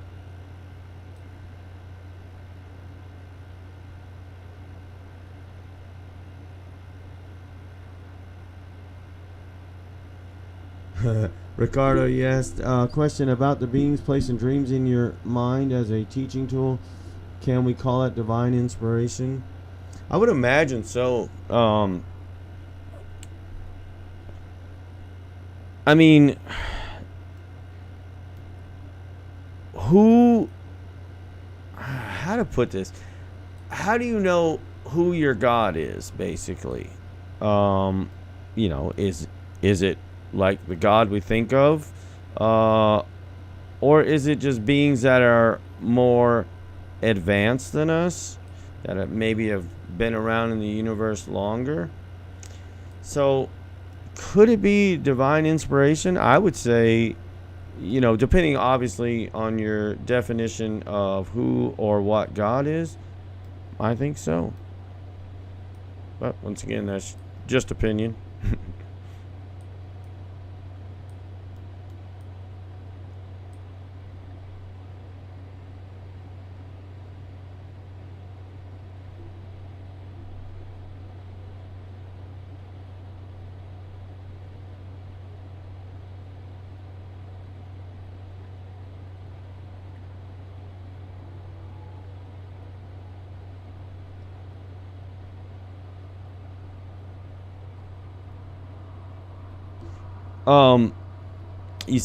You said, Leslie Ann, that they speak to you by telepathy, and do they do that to you? Well, they used to.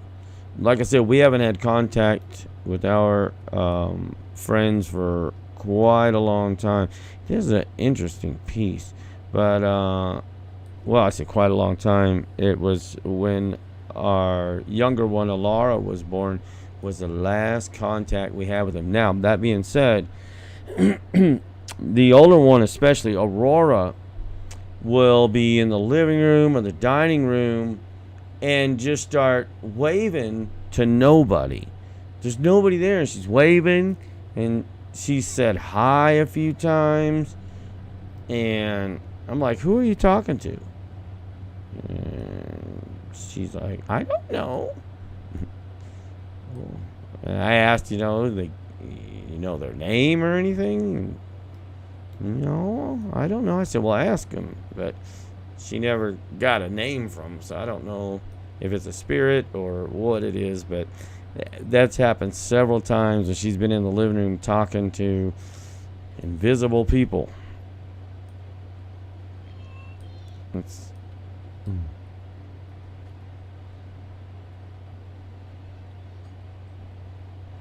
All right. Yeah, we're going to have to look into this more. I'm going to have to do a better job of burning this. I'm trying to do it quickly right now. Okay, let's go back to... This looks cool. You said you saw some other stuff in here too, Ricardo. Yeah, hopefully, yeah, if you can, shoot me a image capture of that.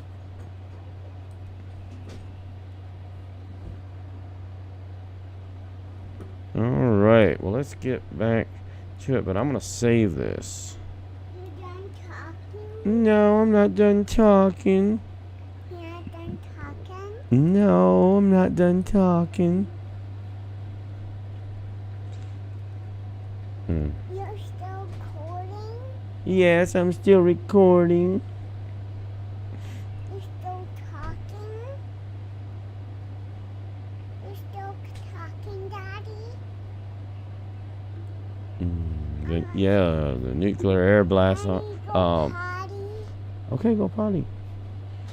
There's nuclear blast on Mars. Oh my gosh, yeah. There's something right here.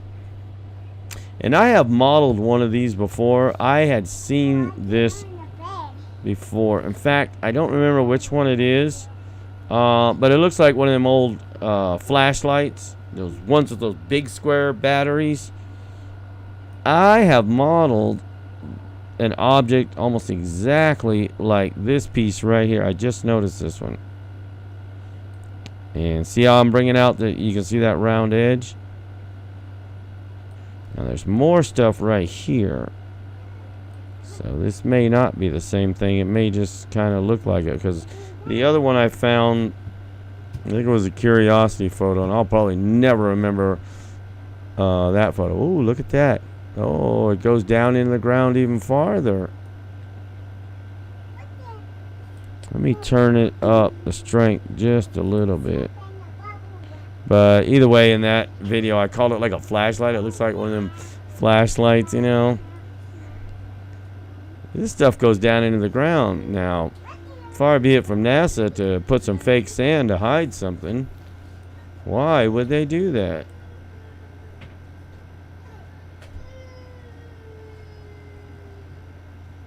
You done watching TV? Yeah, this is some cool stuff in here. Yep. Did they respond to her? So what? I'll find it.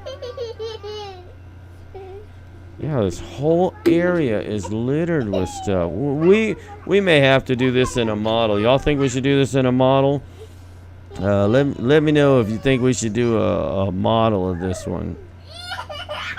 This is some cool stuff in here. And then maybe look at this piece right here. Now tell me that. Somebody tell me that's a rock. This thing is sitting up at an angle like this. And it's pretty well square, although it's got these dark parts here which may be hollow. How could the sun be hitting this part that's coming across the top different than this? So this may be hollow in here. We're seeing inside. Wow. But let me just burn around it real quick so you can see the edges of it. And then this piece is actually sticking towards it. This is coming not level with the ground because it's coming up at an angle and it's sticking in. And I think this thing is actually sitting on it to keep it from falling over. Am I turned up? Yeah, let me.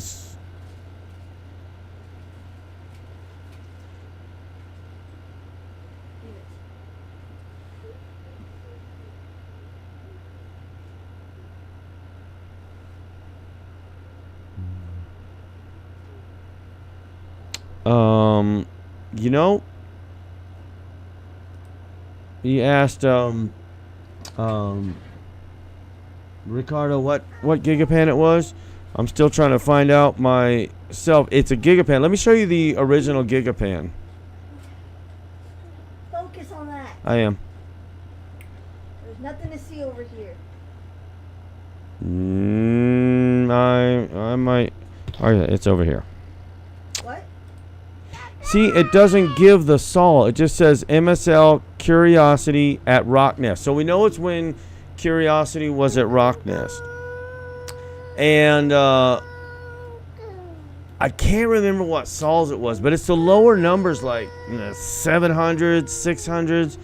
Because Rocknest was, if I remember right, was pretty early on in Curiosity's traverses.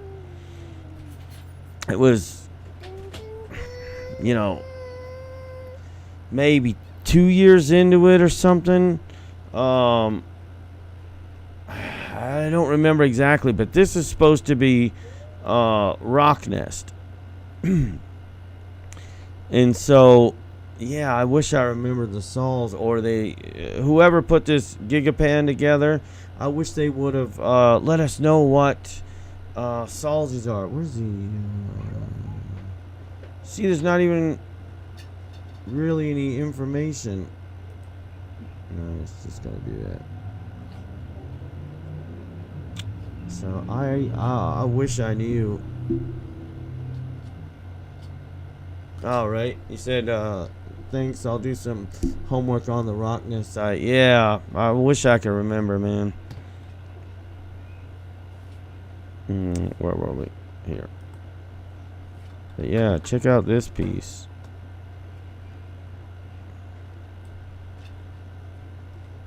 See all these pieces? That's another piece. That somebody want to tell me this is a rock? See how it's hollow in the middle of it? You shouldn't be seeing any shadowing here. If this side on top and this side should be pretty much facing the sun. You should at least be getting some highlights like you got right here. You see this right here? This is a piece that actually connects back to the bottom side. And the rest of this is hollow. Do we have hollow rocks on Mars? I know NASA will tell you we do. What is this piece? So this looks like a whole bunch of pieces of something got blown apart or destroyed somehow.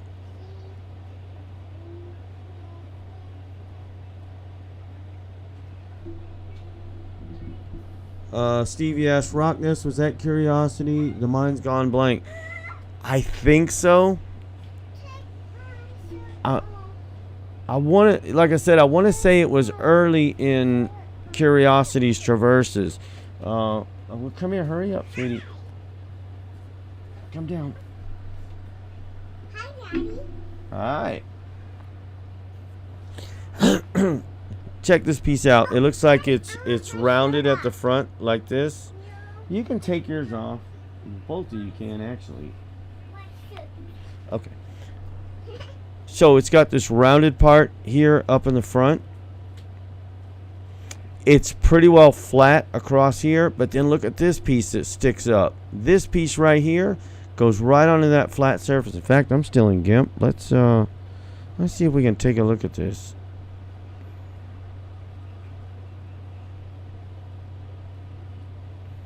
I'm gonna have to zoom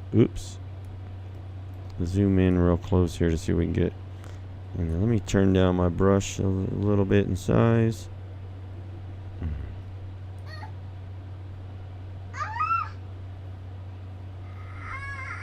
What? Well, then come here. You stuck. Okay, come here and I'll fix your shirt. Hang on just a second. Sorry about this. Come. I told you come here.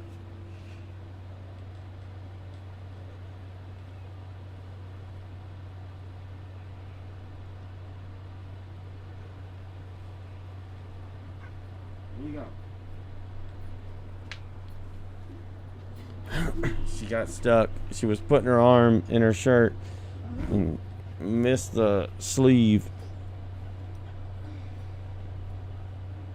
Yeah, take a look at this thing. Anybody want to venture a guess as to what this might be? And you're not wrong, whatever you say. I don't care if you say it's a piece of bread. Nobody can argue with you because they don't know any better. Needle. A needle? Yeah. The wife says it's a needle. Okay, I might have said you're not wrong, but you know, does this look like a needle? I don't know. What Okay, could it could this your be? face. You're not wrong for that either. Oh, now you want to be lovey-dovey. Give a kiss. Yeah. Mm-hmm. Tummy. Okay, this is the backside. This right here You can wear this one. is a more vertical facing piece that's up against Hold on, let me see how it looks. this square part of the ground sticking out. And then this piece, well, at least what it looks like part of this, and it's just laying on top of the rest because this rock looks like it comes over to here and then comes across. So let's burn that. Get off. What a Laura.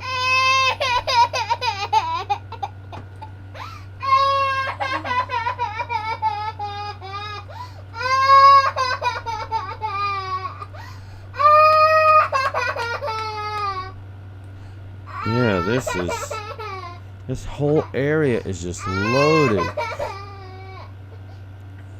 Are you done being a drama queen?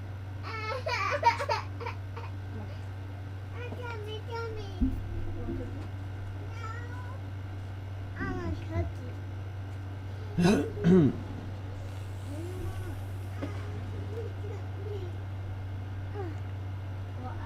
holes are the same. Are you talking about Leslie Ann? In this piece, what we got, like if I get in closer, see we got a hole here, we got a hole around here.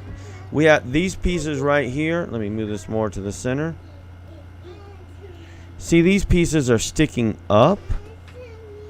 See, I need to burn through this. See, you got pieces sticking up, one right here, one right here. Maybe this is sticking up too, it looks like. And there's something blurred right here. And there's definitely something blurred right here. Hopefully we'll get through some of that. I don't know what this thing is. But yeah, there's this rock that it's leaning against. This rock is protruding out of the ground a little bit.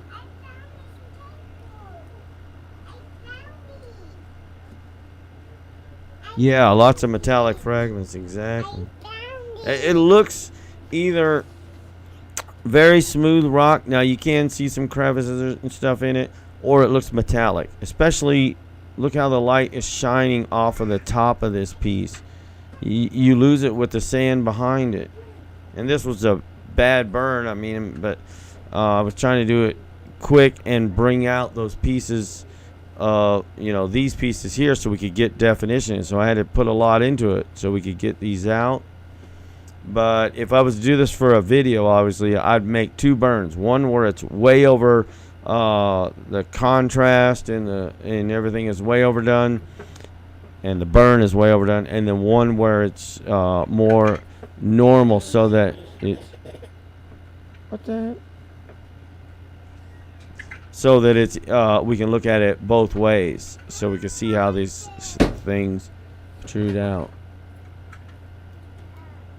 But yeah, this whole thing, and this piece, without even doing anything to it, it kind of looks cylindrical. And it starts small and then comes out to a V. Then those edges are protruded outward. And then it's got a part in the middle that comes up and it actually looks like it tapers inward, but it's got like a handle or something coming out, or there's a rock behind it. So this is a very, very interesting one. Yeah, I got to find out, or if you can, Ricardo, what sol this is, because I think we're going to have to go to the original images on this, or at least a really good Gigapan on this. Maybe Joe or Neville Thompson or Neil Spence can get a Gigapan or have a Gigapan on this. This is probably, if it's Rock Nest, it should be a while ago. This is very, very interesting.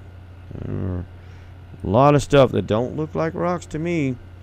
Then again, my doctor told me I have a bad case of pareidolia and it's incurable, so might just be pareidolia.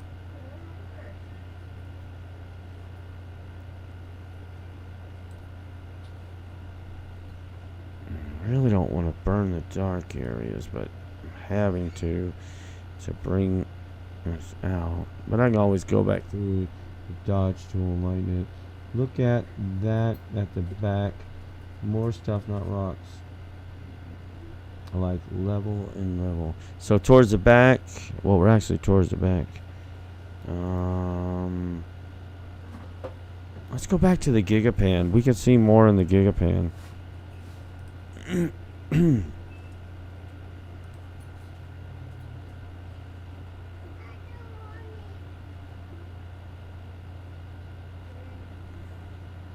Oh, that's not it, was it? Where was it at? Where'd the hit? Nope.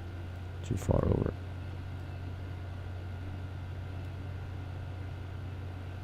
No? Nope, this was it. Okay. So there's the rock right here.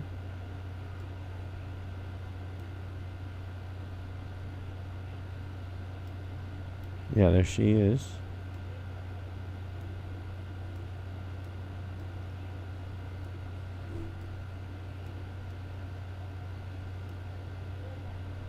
And don't worry, I did see this block up here, but take a look at this piece. What is that? It looks oval around this way. Comes back kind of smooth. Look at the rounded edges on the back side of this. And I don't know if that's a rock behind it or that's something sticking out from it.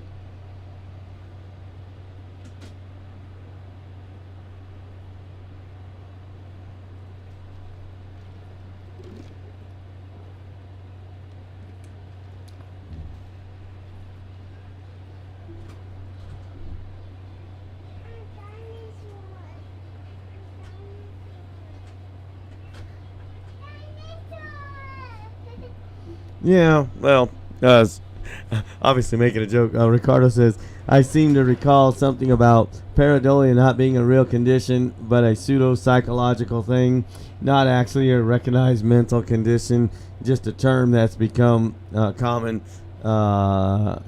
parlance. And, no, I was just making a joke, but I was going to say, yeah, they gave me pills for it, but they're not working. I'm still seeing faces and shapes and stuff. So the pills aren't working. What? Am I real? I don't know. I might just be imagining I've got this hot young girl that I'm dating and married to. I don't know if those are real. Might all be imagination.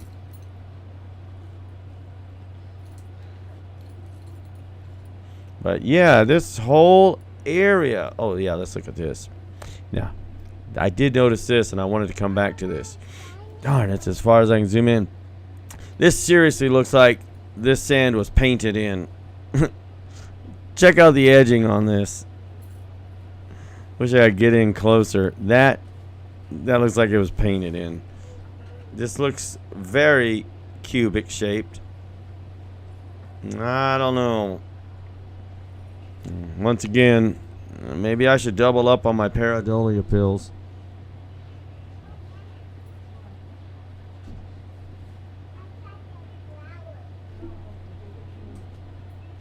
Leslie Ann says, no way they are rocks.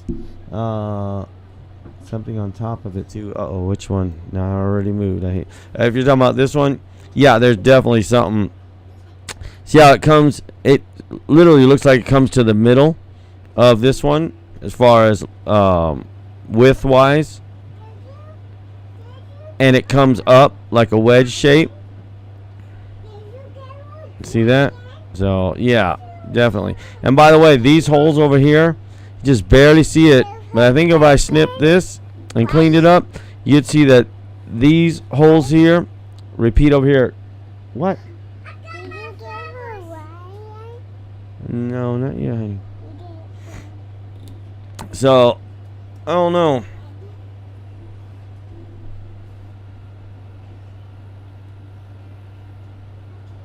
Yeah, Ricardo says, what the F, that is so blatantly an obfuscation. Yeah, I mean, look how bad it is. Look how bad that is. What are we hiding right here? See it? You can see the line come all the way across, come around here, all the way over, and then they kind of came around this rock in this one. But look at that line. You see it, right? It's not my... my pareidolia pill's not working, right? Out of my closet. Yeah, look at that. So what are we hiding right here? Put that back.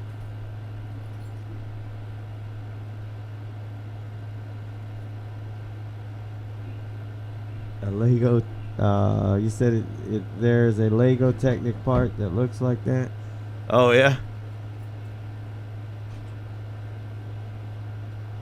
Man, this is gonna be a fascinating one to get into. Can't get any closer. Hey, what are you doing with my money? Your money. Yeah, it's in my wallet. It's my money. I don't care if it's in your wallet. That's all I have. You know what you have What? that I stole? What? $1. I get $1?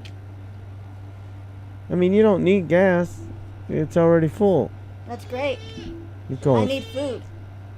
She's going for Starbucks coffee. Okay, there's a piece here. I can't zoom in any farther, sadly, but it actually looks like a smaller piece of this right here. See that right there? The shape kind of comes up, kind of curves in, and then it comes straight up again. And this one kind of comes up, curves. Now this piece looks like it sticks out farther than this piece, but it comes up to that, so it's kind of the same shape, and it comes into that straight up and down right here.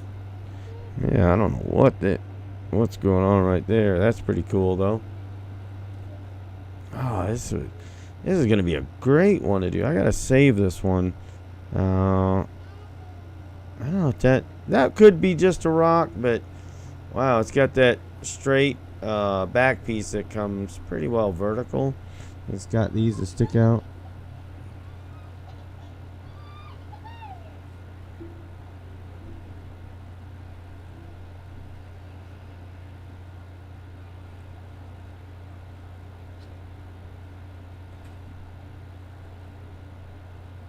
Let's see.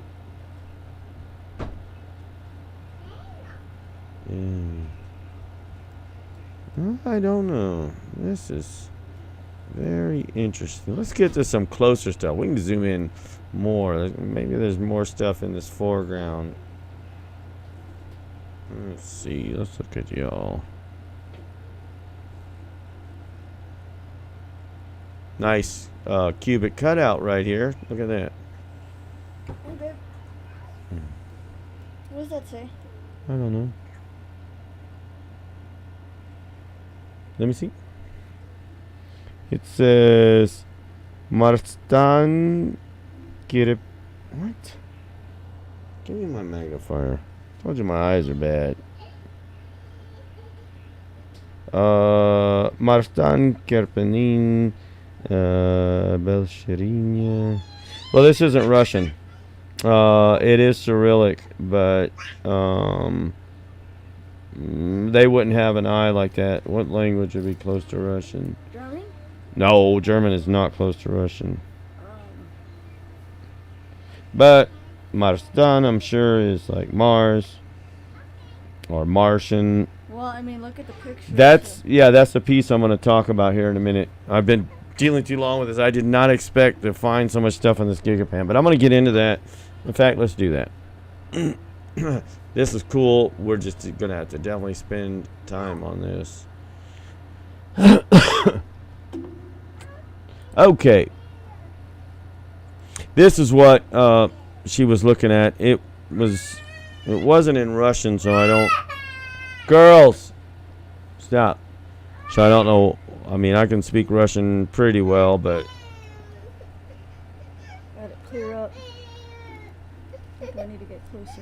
I can't. you're tell. on the wrong one. Over here, I'd have to flip back to this. Hold on, she wants to show you, in case anybody can read it. Yeah, it's pretty close, but.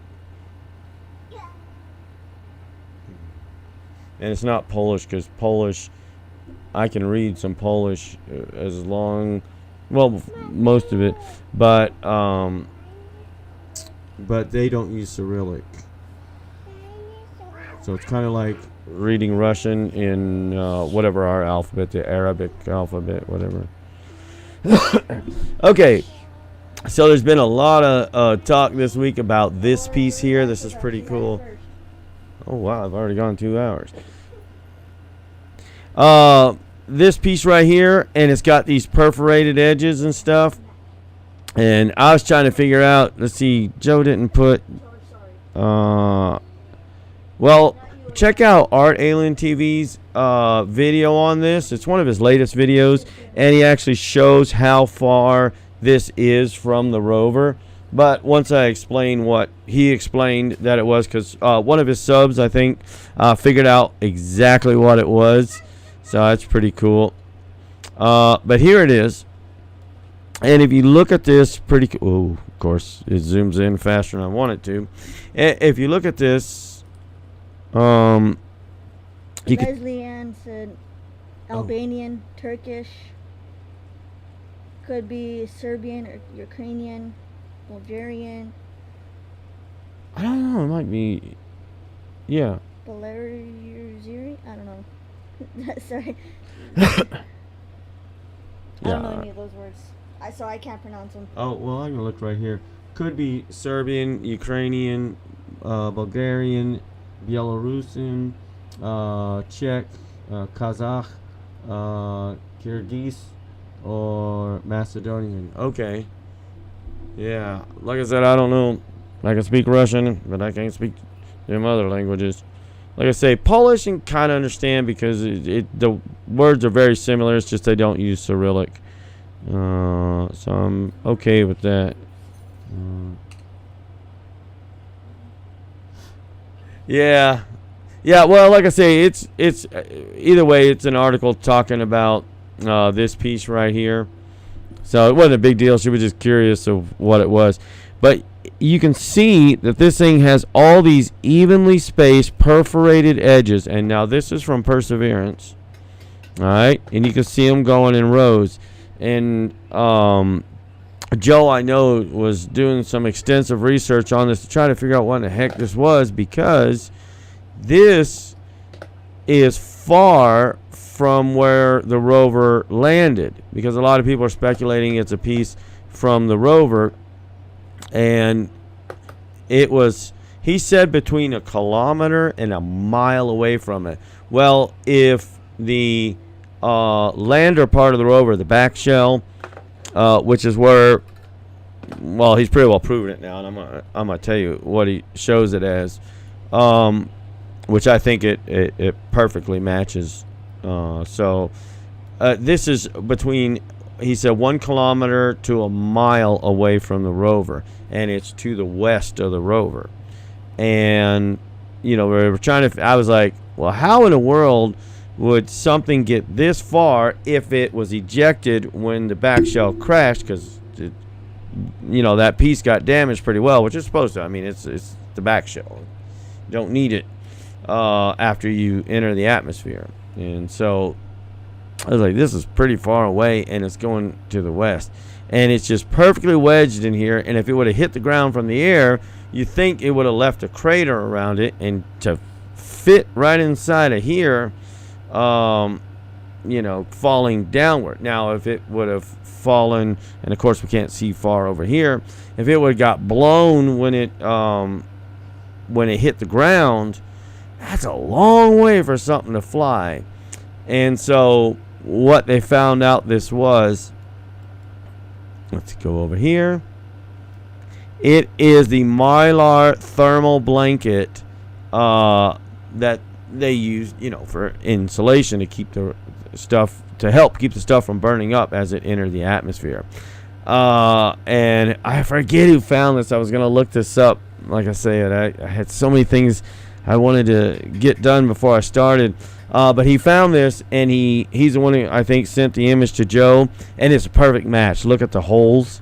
They match up perfectly. So this is that thermal blanket that they use. So there was a lot of talk about this piece this week, so that's why I wanted to bring that up.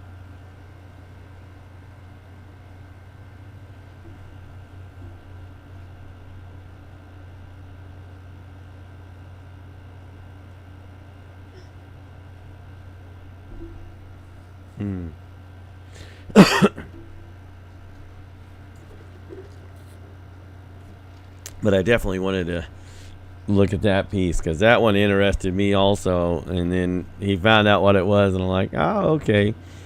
Because if it was something, you know, heavy or whatever, I thought, how the heck would it get blown that far away and land like that? But that's pretty cool. And I haven't looked at this Gigapan yet.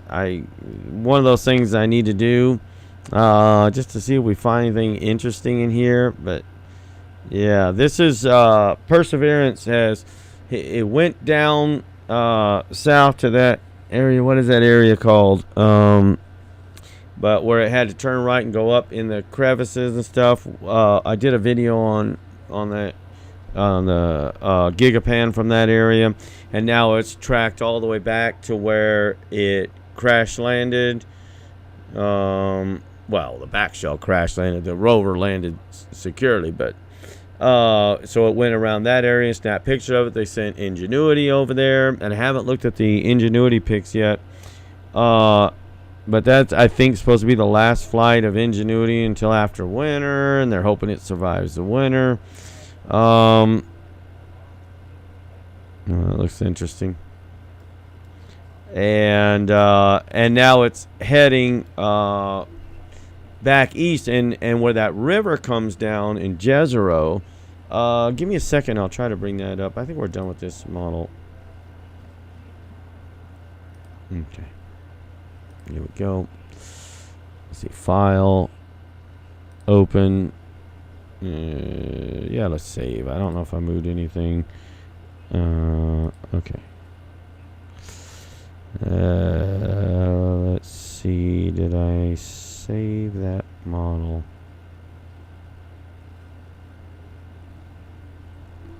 Jezero.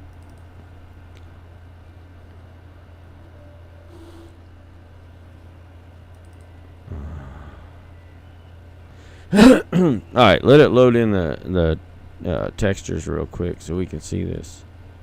Oh, shit. Okay, I gotta click on. So I forgot how big this model was. This is a huge model. We want the crater itself, which is over here. Okay. I might have to leave it in edit mode, which means it's gonna show all the wireframing and everything. So here, let's start here. And this is a pretty detailed model. I'll probably load this up on the Patreon so people can have it. But I modeled the entire crater, and I slapped the image on top so I could model it in the first place. But, okay. So, your rover landed... Oh, shoot. Sorry. Okay. Your rover landed over here, but the back shell is right over here. I think it's this ridge line right here where the back shell and the parachute landed right here. And so the rover drove over here, and then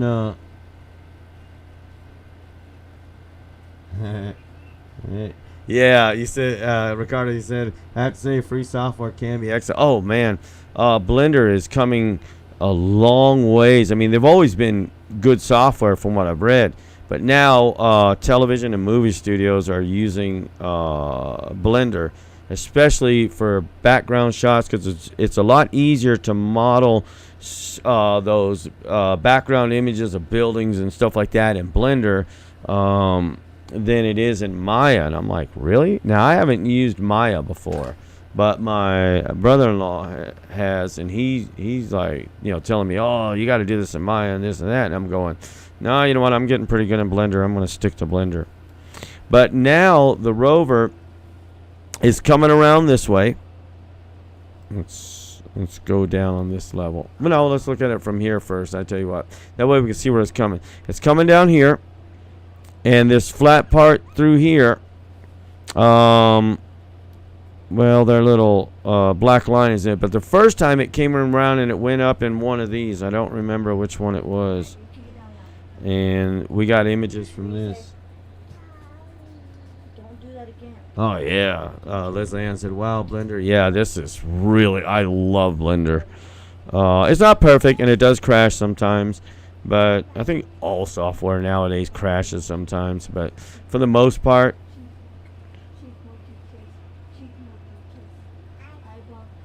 Hey. Uh-oh. Hey, babe. I got a problem.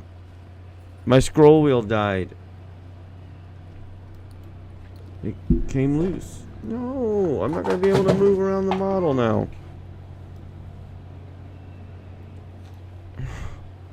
No. My scroll wheel died. It just broke.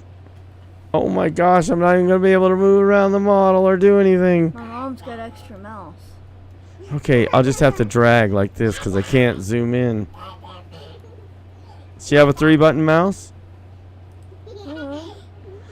Alright, I lost my train of thought now. Yeah, my scroll wheel broke. Alright, well, I gotta go. Alright, pick me up a scroll wheel on the way back. I mean, a 3-button mouse. Wow. Alright, give me a kiss. Okay, technical difficulties here. Anyway. So the rover's coming back around this way, and from what I understand, I'm not going to be able to zoom in or anything now. It's going to, let's see, at least the push down, the click part of the mouse still works. It's going to come up this ravine right here, and this goes all the way up through here, and they're going to explore this river coming down into the delta, and I'm pretty sure, once they get to the top of this crater, they're going to explore around there. But yep, that's anyway, that back shell and everything is, and the parachute I think are right over here, and I'll be able to zoom to show you, but I put a good bit into this model, and it's just sitting on my computer. I was gonna do something with it, and I didn't know what. Oh, I gotta get back to my chat. That's why I need 3 monitors.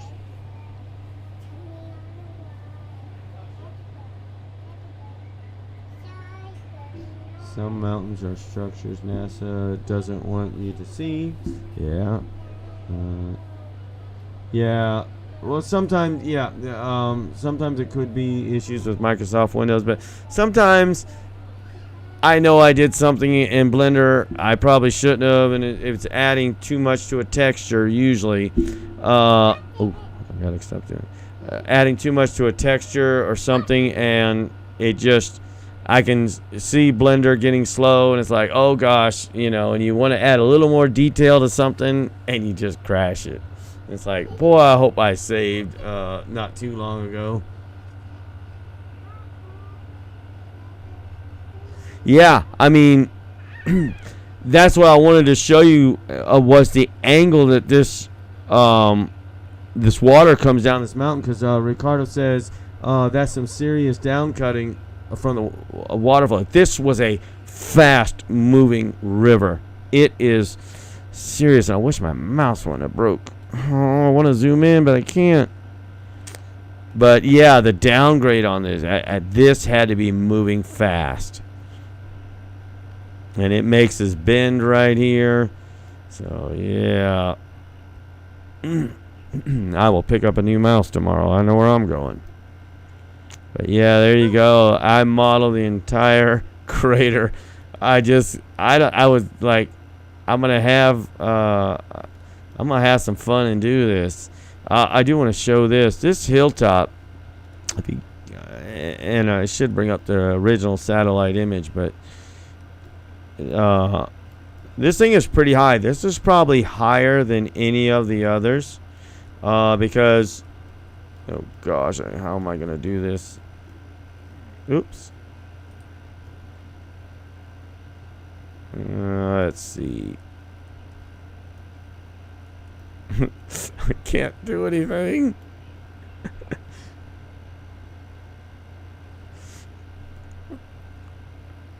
But if anybody knows how I can upload these models for free, other than, I mean, go through Sketchfab and different ones and not charge anything, I would just like to, email me and give me your email address and I'll send you this model. You can look at it in any 3D viewer, or if you have Blender, I'll send it as an FBX. So even if you don't have Blender, use anything else, you can use this model. There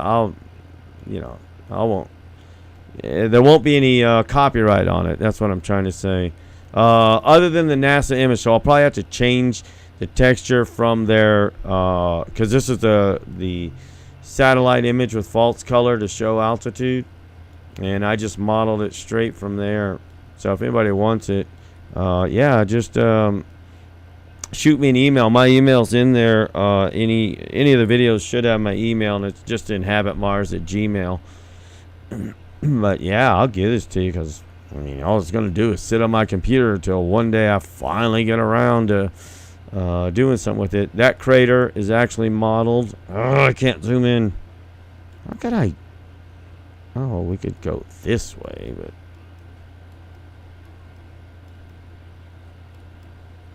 I can't get.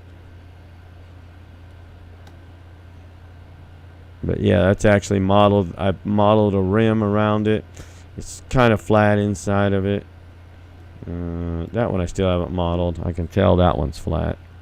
Need to do that one, but yeah, that's what I do. Just having fun. Because this is all fun. I mean, I love doing this stuff.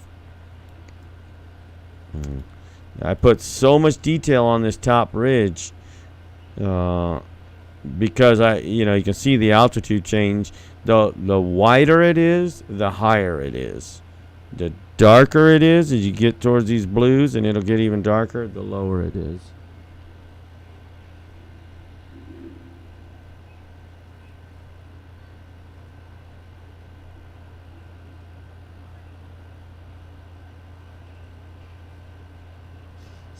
Save the files to a Google Drive. Yeah, you know what? I have OneDrive on here.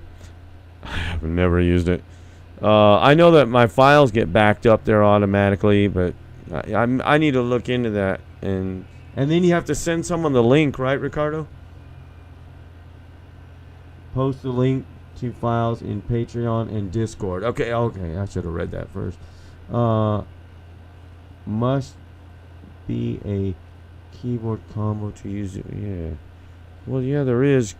Now that I think about it, how do you emulate 3-button mouse? There's a way to emulate 3-button mouse in Blender. But I can also, let's see, can I move in on the X? Okay, let's move in on the Y. Okay, that's rotating it. I hit the wrong one. I want to zoom.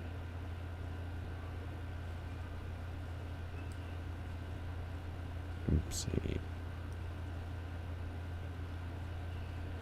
Oh well, I'll go tomorrow and get a new mouse. This mouse was only $13. They had it on clearance. Now I think I know why they had it on clearance, but it's lasted 7 or 8 months. Oh yeah, hold on. I'm all right. I got another mouse.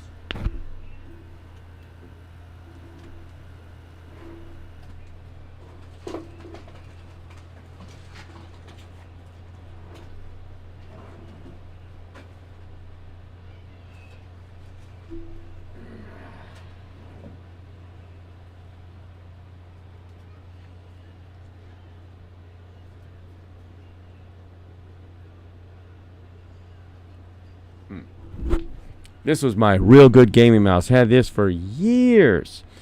And the left button, it started going out on me. It double clicks even when you don't double click. Hang on. Everything else works on it though.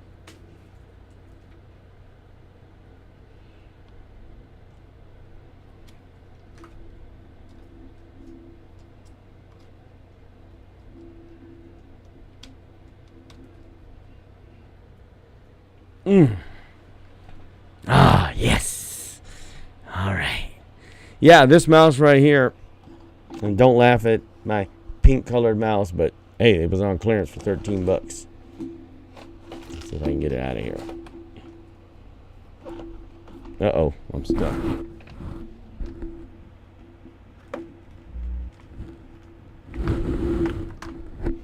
Okay. Anyway, they had this like pink camouflage, and I don't remember who makes this mouse. ONN gaming mouse. So this was $13 on clearance, and I was like, nah, I gotta buy that for $13. I can't go wrong, and I haven't. I mean, this lasted 7 months.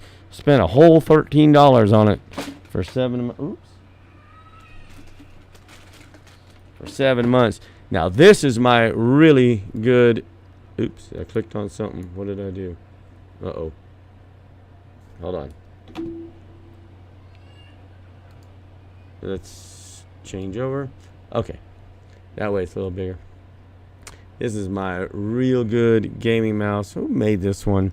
It's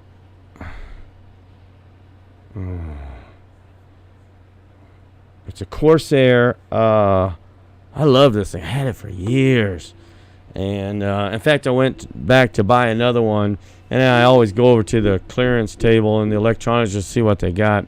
And they had this, that mouse in there for on clearance, $13. I was like, are you serious? I said, okay. Okay, how did I open up?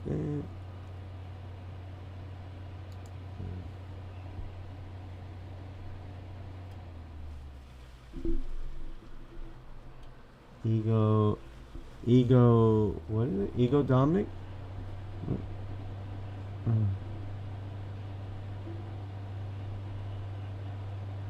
Oh, yeah. Well, I even watched a video on how to clean those contacts in there. And I looked at it, I was like, yeah, I'm not going to get into it that much. I'll just buy a new one. But, yeah. But now let me show you around the model.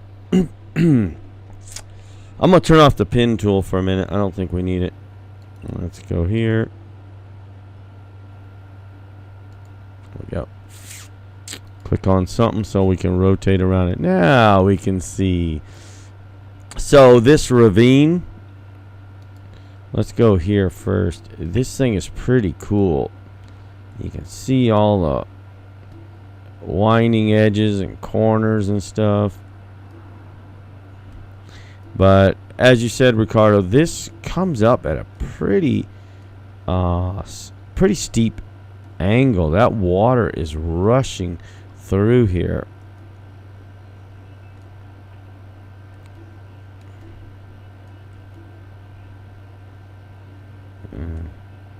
And then, oops, let me click on something over here so we can rotate around that. Look at the abrupt change here from blue. Okay, and remember blue means lower altitude, and green. Look how fast it changed right there. This is probably was when there was water in here. This is probably a waterfall right here. It's so abrupt, and I'm going to zoom out so you can see it a little better. Let me put it in object mode. Look how abrupt it goes from green to blue right in there.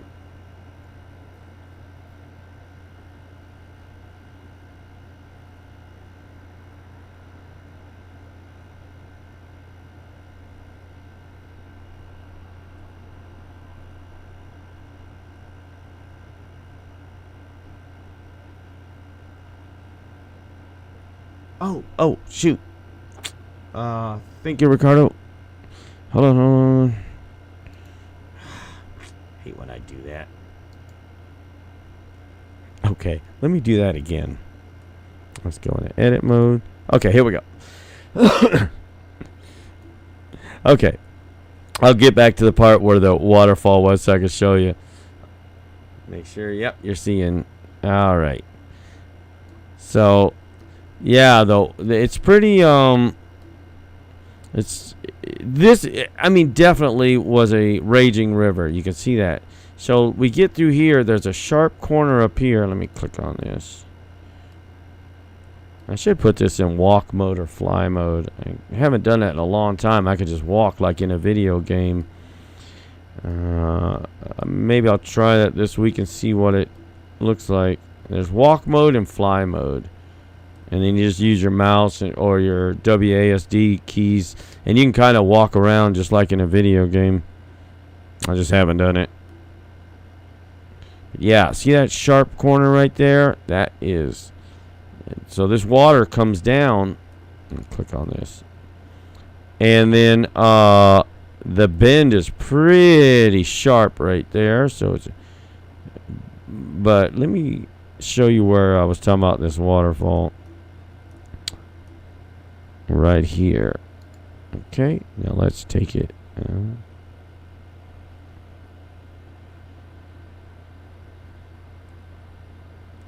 Where did we go?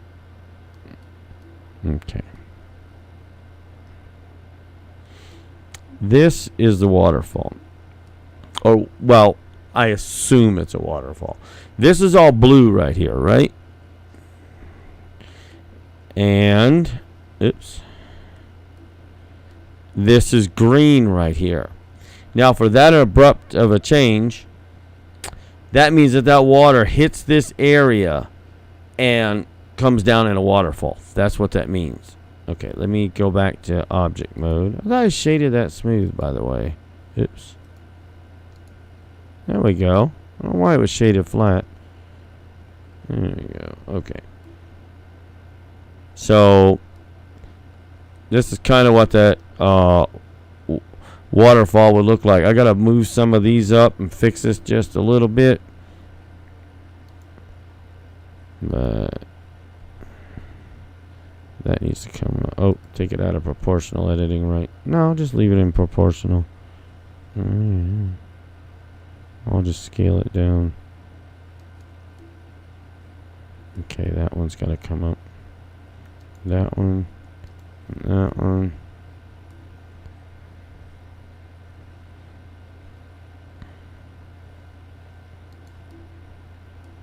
That one needs to come down. There's still some stuff I need to fix on this model, but I just want to show as it gets right to this area right here. Now, all this should be raised up like a cliff wall. What the heck?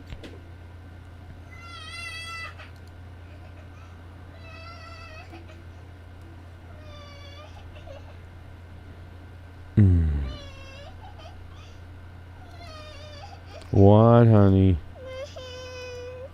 Let me see. And the other one.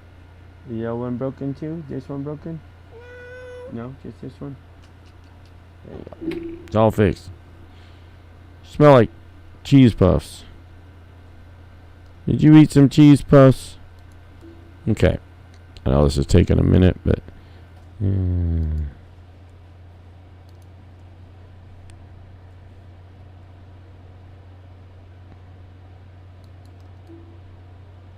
That should be a little higher in here. Grab on the side. A little higher in here. Huh? Mike's fixing the TV? Yep. Alright. Oh, okay. You mean he's changing the channel. I was like, what's wrong with TV? Okay. Now I should probably drop some of these down. But anyway, I think hopefully this makes sense to you.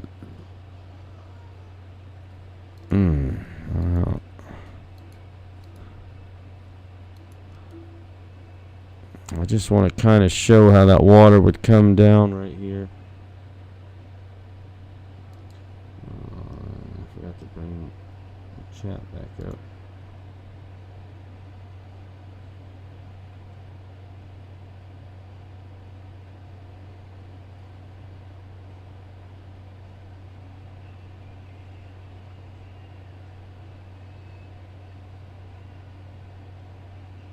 Okay, Leslie Ann asked, how big would this be to our waterfalls in the Grand Canyon?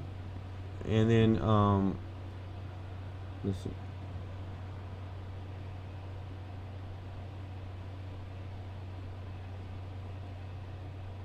Okay. And Ricardo said the geology or Marsology is amazing. This is exactly like what we see with much of the landscape of the Grand Coulee. Yeah, or we've got the Grand Canyon here. As far as the size, remember, how far was Jezero across? Doesn't it say on the bottom of this map? Let me see. Well, okay. Here you go. About the length of that, because if we follow the grid lines up, okay, I'm not gonna be able to see it that way. I have to zoom in. But that river is probably about, well, if you stretched it back out straight, but it's going about 10 kilometers long. So let's see. Let's get on top here. And the width of this river would be somewhere between 4 and 5 kilometers wide. Okay, you can see that. See how wide this is from this point to this point. The widest part is right here, which would probably be the 4 to 5 kilometers here, and this might be 2 to 3 kilometers wide. So pretty darn big. Like I said, I couldn't give you an completely accurate measurement, but that's what I think is probably about accurate. Because this right here, this is from NASA. Just 10 kilometers. Finally, they give us a scale on one of their maps. But, of course, it's taken from a satellite view, so we don't get any detail. But anyway, we get scale finally. But there you go. Yeah, this even these narrower parts up here, see how it gets pretty narrow right there? And then these are like lakes right here. Even those lakes, those are about 5 kilometers right there. See? 5 kilometers would be about here. So, yeah, it's just probably 5 kilometers. This one may be close to 6. There's some smaller areas up here. We call them lakes also. And all that's modeled. But yeah, I don't know. I just did this one day. I was bored and I wanted to have some fun. So, let's see. It's not 40 kilometers.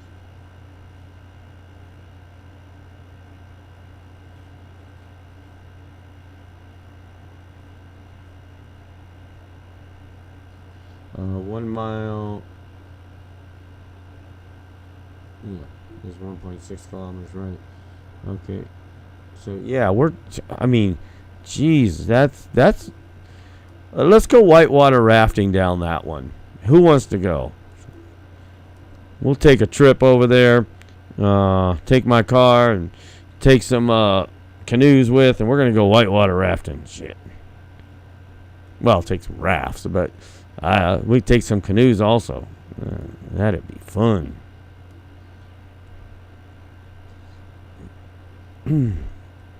But now I can show you this hill over here. Yeah, I thought it was so cool. I took images of this. I probably should look for them, but okay. Oh, that's why. from down here in the crater because I wanted to see what this thing looked like. And see how tall that hill is back here? This is the one that's on the southeast side of the crater. That thing is taller, at least according to the coloring of the map. That is taller than anything else around it. And most of the stuff is pretty flat. But of course, you know, it does poke up in peaks. And this, by the way, this rough ridge lines here, this is why, okay, let me click on one. This is why the rover is having to come down around this way. These are quite large. I mean, if you put a person here, you know, they'd be somewhere around this tall right here. You know, that's just guesstimating it, maybe even smaller than that. But this is why the rover's having to go around this on the south side right here, because those are pretty tall. Even down here, even from their satellite image, I was like, oh, it's a little rough terrain, but it's not that bad. But then I went and modeled it in 3D, and I was like, wow, that's some pretty rough terrain. And the rover ain't climbing up them walls. See how abruptly it goes from this dark blue up to this white. So, yeah, these stand up pretty good.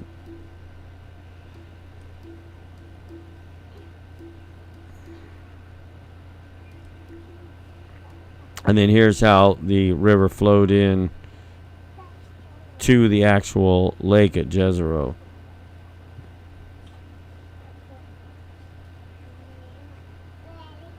But yeah, I mean, you look around this and just get a good perspective of just how big this thing is. It's just amazing. I was like, wow. And on the southeast side over here, there's actually another opening over there where the rest of the lake goes. Imagine going boating on this lake. Oh, that'd be so fun. Actually, I think it's right up here. I don't remember what was over here, but another part of the lake we can get through right here. Let's see. Let's click on that. Yeah. They can come down through here. There's definitely some deeper parts of the lake over here.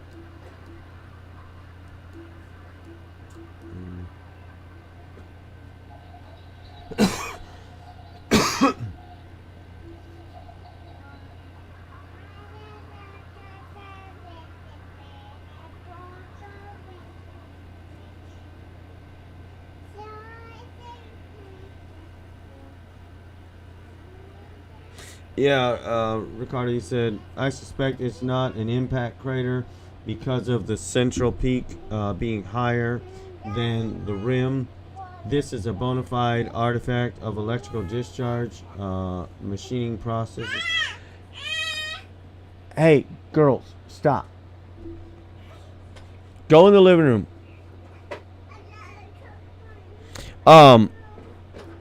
Yeah. I want you to take a look at something. This is from NASA's own whatever. Oh, darn it. There we go. Oh, no, I was right. Okay. Now, an impact crater. Now, remember, the darker the color, the deeper the area. From NASA's own image, we can see that the darkest parts of this crater are over here, here. But interpreting the data from this false image color map, stop. We can see that this crater floor is flat. It's not bowl-shaped. A crater that's caused by a meteorite should be bowl-shaped. And then how do you get this part over here? And by the way, this extended almost, was it almost as big as the crater itself? This part over here was something like this. I remember that. This is a while ago I did this. But yeah, it, like, where would it be? somewhere right here. This would be the middle. It's not any deeper. It's all the same.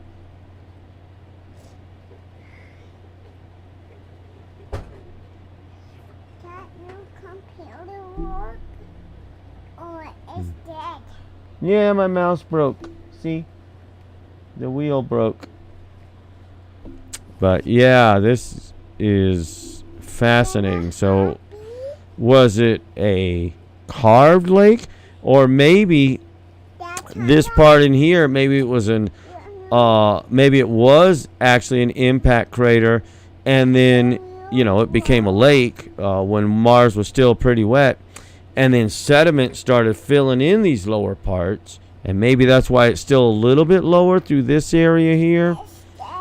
But sediment wound up filling into it, because remember, you're going to have not just water coming down the yes dear, you're not going to have just water. I mean, all this stuff that's being eroded down here is going to get pushed into this lake right here. The lake actually starts here, but the deeper part is over here. So is it possible that the sediment got pushed down in this area? Yeah, possible. And maybe it filled in the crater.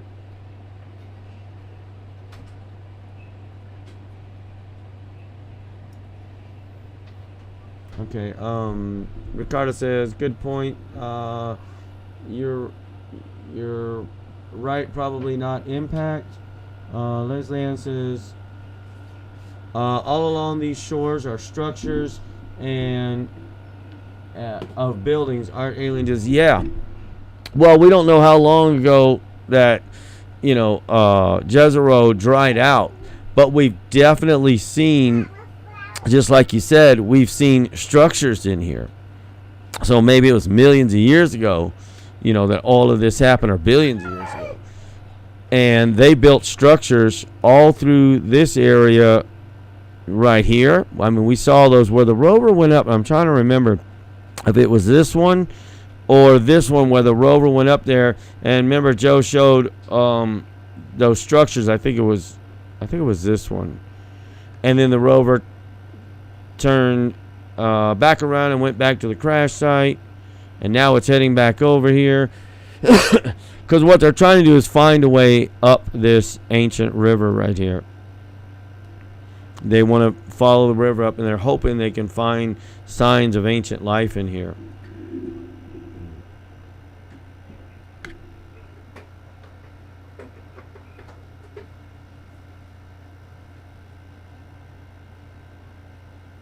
Yeah, Ricardo said exactly what you were thinking. Is that on the sediment coming back down the mountain and filling that part in again?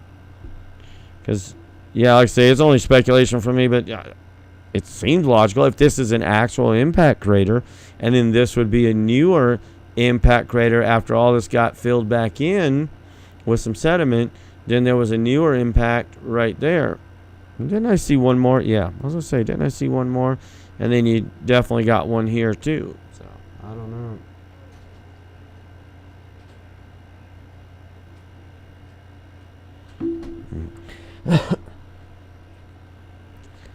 Yeah, I'd almost forgot about this. I modeled it, and like I said, I didn't ever do anything with it. And this is a deep part of the lake over here. Look how dark blue this is. It is dark in here. And this one comes around this bend right here. Let me see. Let me zoom out a little bit. Take it back in object mode. See that? And it comes back around this way and flows in. You got the stuff that flows off down into here on both sides, really. But yeah, that one is pretty cool. I forgot all about this model, but yeah, I can post. Oh, I didn't think about that. I can just post the model straight on Discord. Straight. I don't have to convert it. Well, I have to convert it to an FBX. But, oh, you're right. Yeah, Ricardo, you're right. I think this can go straight to Discord, because the file size wouldn't be too large for Discord. That's a great idea. We can do that right now. I wonder if I should change the texture though. But you know what? I don't think I'll get in trouble for it. I mean, as long as people give credit to NASA for the image, don't forget to give credit to NASA. Let's see. Jezero Terrain FBX. What? Jezero Exploration. Okay, let's export. I'll do that real quick because once I get off, I usually go eat and play with the girls for a little while, and then I'll forget, and then probably won't think about it again. Okay, let's bring up this. Let's go to here.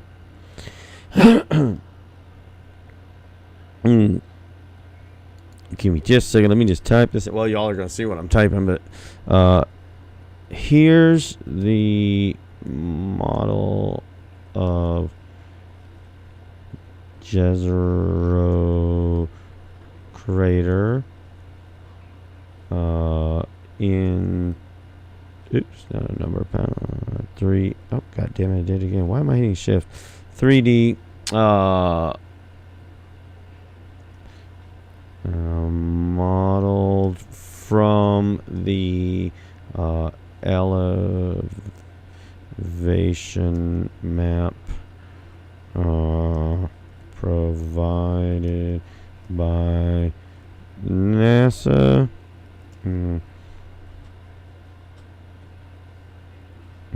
There is no licensing on this. I don't know. Licensing on this, and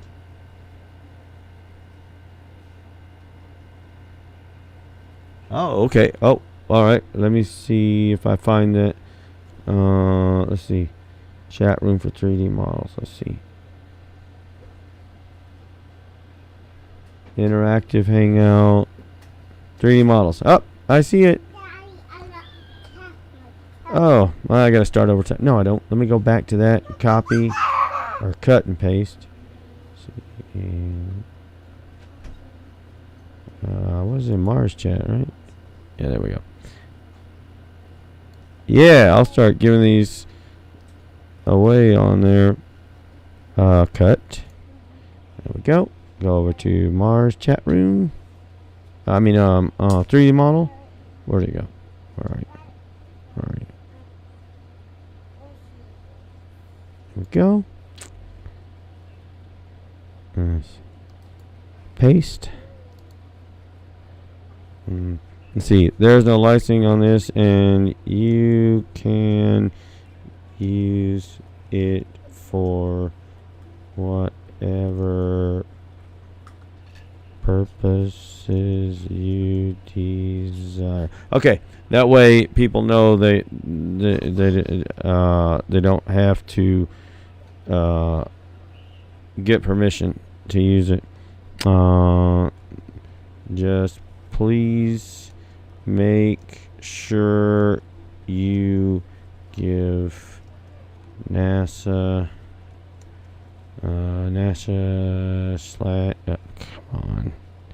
slash J. Oops, god damn it! I keep doing that. JPL / Caltech. The credit for the image.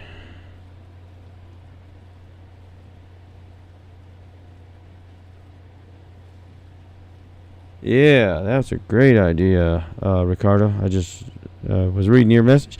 Okay, let's upload. Hopefully this works. Please work.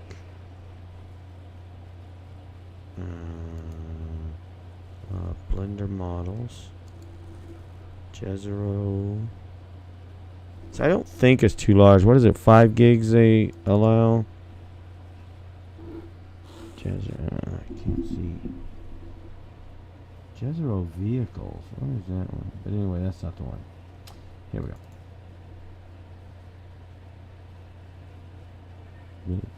Did it upload? Okay, let's see if that worked. Okay. 34 meg. So hopefully, I mean, that's not very big, right? Hopefully that works. Let's see. So I got a bunch of models. All the videos I've done, I always save the models. And, you know, why get rid of the models? So I have all of these. The only difficult thing is if you want them with textures. The ones that I did with PBR textures, they've all got to be converted. That's what I was doing the other day, was converting the PBR textures to image textures. Because if you upload them, they'll come without the textures. The textures won't work. And but this one uses an image texture, so it should work and it should be perfect. You shouldn't have to unwrap or anything. You should be able to load it into a 3D viewer and use that. But I got a bunch of models. Hey, let me show you. Bring this over here. I mean, you pick a Sol. All of these are Sols. You know what? I want to look at what was Jezero vehicles. I don't even know what I did on that one. That's how long ago this was. Where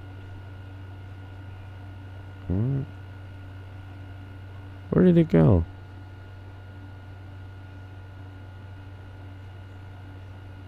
John Ward, Jenny's Donut, Jezero. Oh, right there. I'm so blind I can't see. What is Jezero vehicles? Where'd it go? Terrain vehicles. Oh, right there in front of me. I don't even know what this is.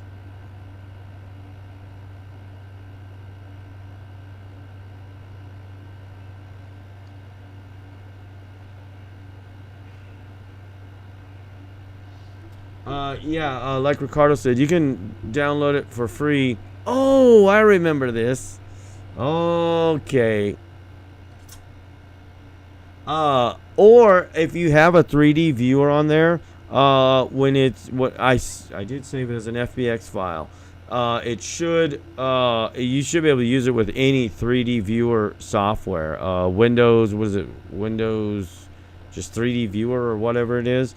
It should work. Oh yeah, I was making this because I thought about maybe taking that that scene with the crater with Jezero crater in it and making a game on Unreal Engine. All right, honey. But I was gonna create a game in Unreal Engine, and I didn't know nothing. Where did my batteries go? I don't know. Why did y'all get to my batteries? I didn't. Oh my gosh. I didn't.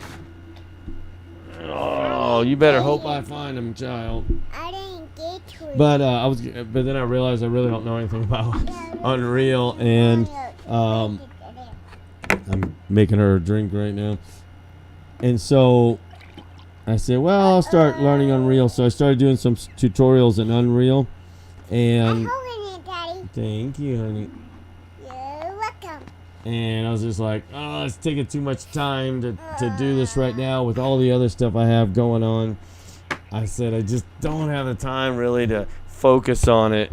And I know that John Ward has created that Mars exploration one. And I thought, well, if anything, if he wants the model, why didn't the rest of the textures load?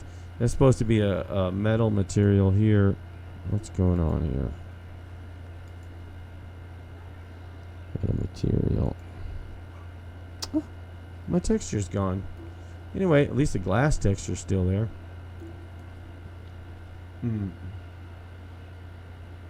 Yeah, Jean Ward, Ricardo, he's using Unreal. In fact, I just downloaded about 5 months ago. When did it come out? But I downloaded Unreal Engine. Good Lord, how many things I got open?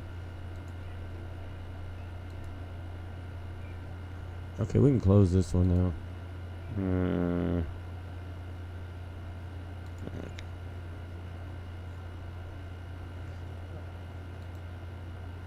And I think Jean Ward was using, gosh, there's a lot of stuff.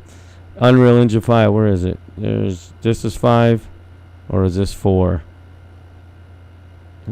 This one's probably 5. I don't want to open it right now. I got a lot of stuff open. Jesus.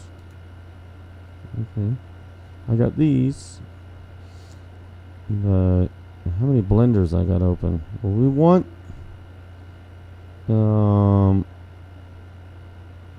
okay, I think we're done with this one. We're done with that one.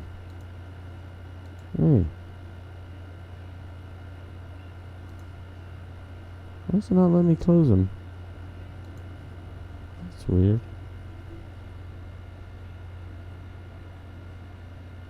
But yeah, he's using he downloaded Unreal Engine 5.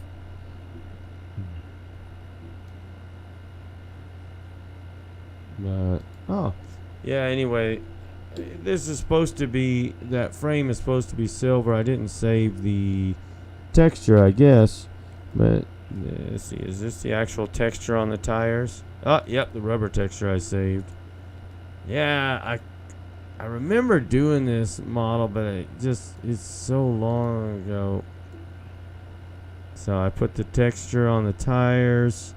That's that rubber texture. I put the bolts in here. How come I'm not clicking it? Face select. Yeah, so that's got the metal material. But the frame, I think if I remember right, it was supposed to have this dark, what's it, metal dark shiny? Okay, let's see.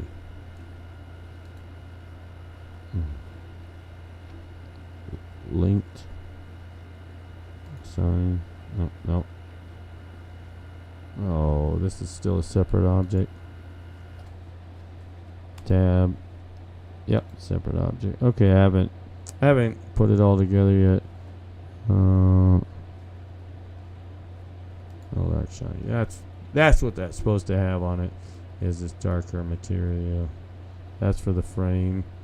The astronaut spacesuits or Mars suits will attach right here, and you'll be able to access. Excuse me.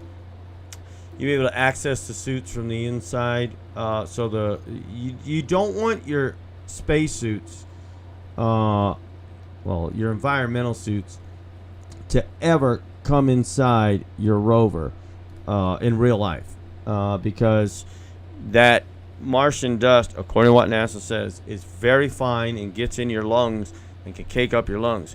So I'm still designing. I haven't worked on this in a long time. I was still designing a spacesuit that where the back of it, like they do on some of these newer things, the back of the suit, it comes off and they climb in through where the backpack goes, and then it attaches. So I was designing something like that because you want to be able to climb in from here inside of this thing. And I gotta move over some. I'm still gonna clip into it. Did I put any bulkheads in here? Oh, I put one bulkhead going from the back to the front. Yeah, one of these days I gotta get back to this. But anyway, this spacesuit will never come inside, and this will be the science lab in here. And then the back of the rover will back up against the habitat, and then you can open this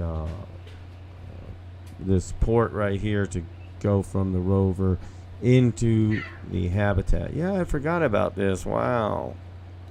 Okay, so that's that model. But and then this part needs to fold out and down.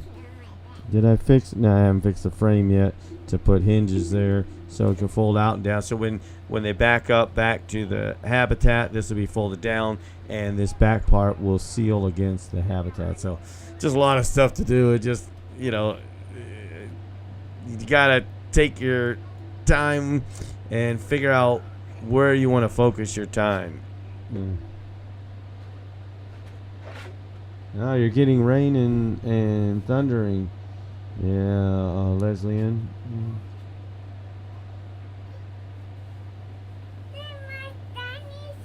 Still dry in Glasgow.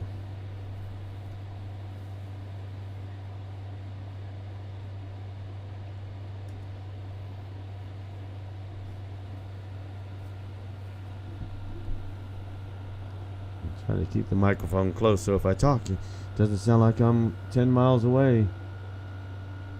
Oh, Leslie, I'm going back a little farther. You said I use Unreal for my game.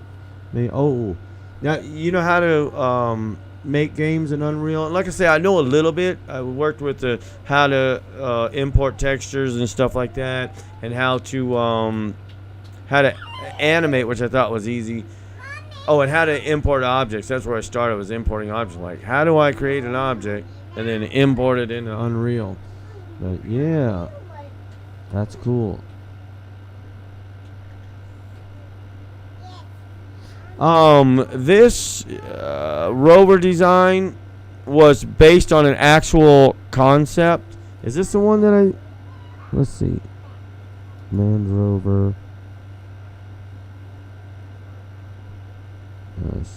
Manned rover. Yeah, this was an actual rover concept, and so I just kind of went from there. Of course, I changed it up a little bit, you know. But let me see.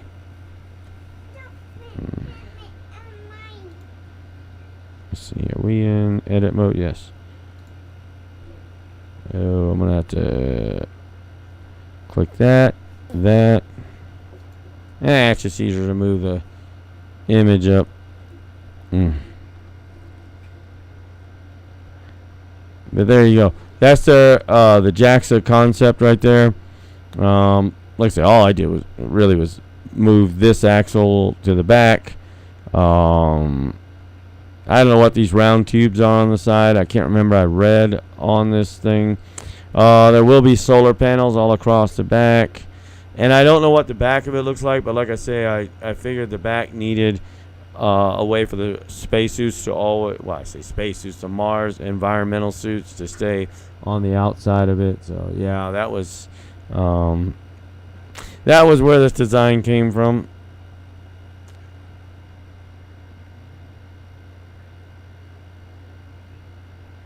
Oh wow, old games in the 80s, yeah.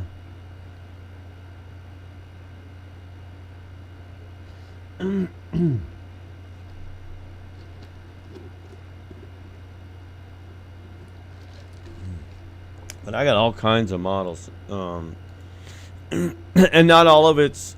Oh, I should have said that. Darn, all that work I just did. Not all of them are Mars stuff. I would have to go through here and see what I got. But I've got, well, some of it's moon stuff too. I've got Perseverance about probably about 70 to 80% done. I just didn't do anything with it because I was going to use it in a video, and I did. But I was like, well, I'm not going to put too much detail in it because I was trying to show the things that the Perseverance found. But I wanted it to be enough detail to where, you know, you knew it was the rover and what you were looking at. Let's see. John Ward stuff. See, I've got this one. This is pretty cool. He found some a pretty cool thing. Let's see, which one is this? He found a couple of pretty cool things, if I remember right. On this one, is this just the object? Let the textures load up.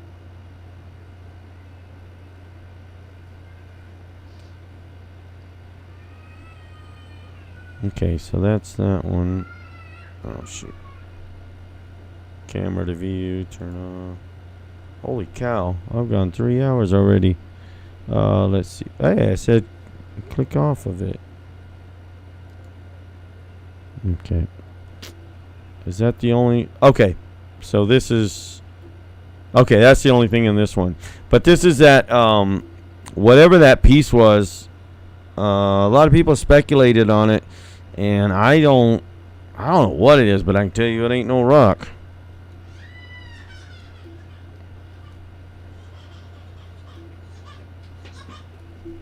Stop. Stop. Right now. Don't take that from her. You don't be mean. But you don't whine like a baby, honey. All right. Sorry about that. They're fighting over their little tablet they have. Yeah, that was that piece. Oh, and I don't know if anyone ever talked about these parts right here. It had these hooks on it. See these hooks? Let me show you. It looks like there's 2 on the bottom and 2 on the top. If this was the side of it and this was the top, this would be bottom and top because it looks like it's, you know, fused or sitting on this rock. I don't know if anyone ever talked about that part of it, but I thought it was hooks for something.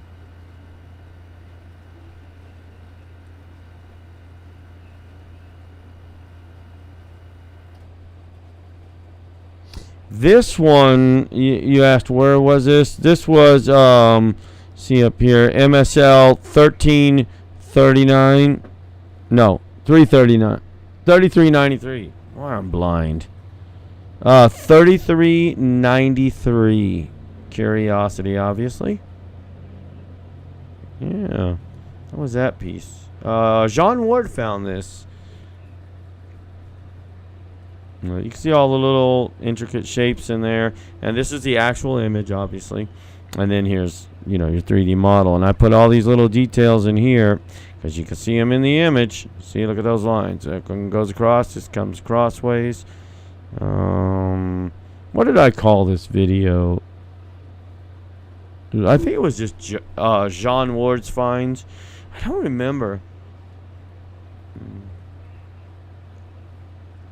But you know what? Yeah. Now that has anyone tried to download that yet to see if it worked?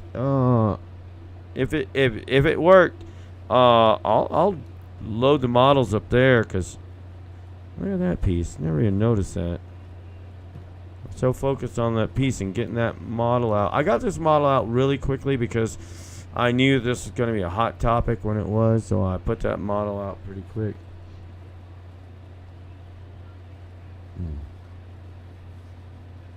See, Leslie Ann, you said missile. I thought so at first too, and I don't know. It still could be. But it's like this rock is a part of it, or it's mounted and sitting on this rock. And then if it is, I mean, what are these? These look like big bolts on the end. Nuts on the end, actually. And then the bolt is just barely coming through them. So I don't know. And then what's this piece that's right here? You see this piece here? It's like a bracket piece where this thing is made to swivel and pivot on. It's like this piece right here, and this piece is right here. And does this pivot and swivel on this? It looks like a U bracket, and it's got rounded edges. So I don't know. Yeah, no telling. That one was cool. Let's see. I might have to jump off here in a little bit. I definitely got to feed them.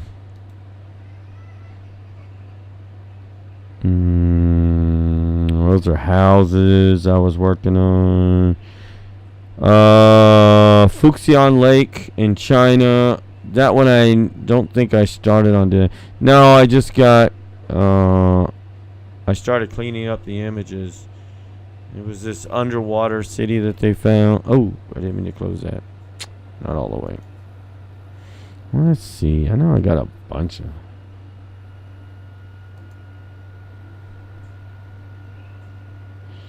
Let's see.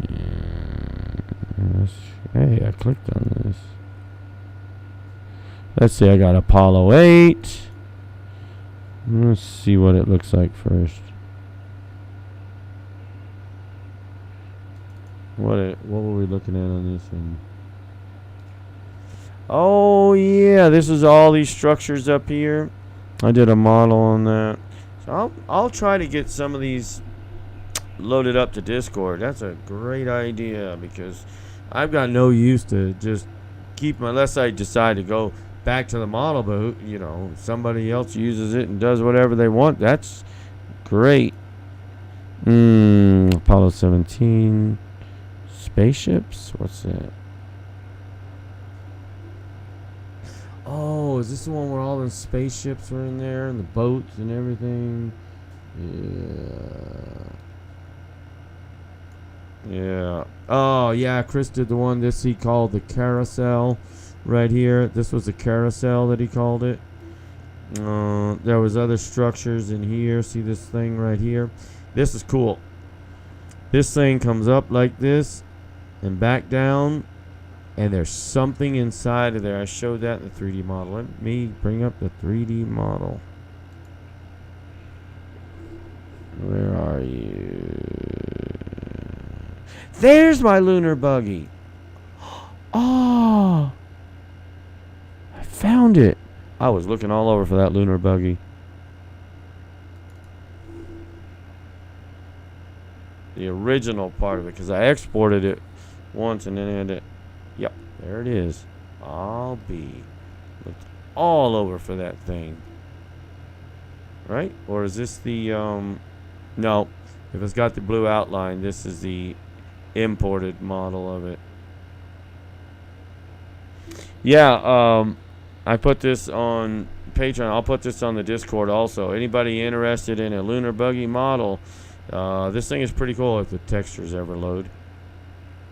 Oh wait, I thought I changed all the textures over to image textures.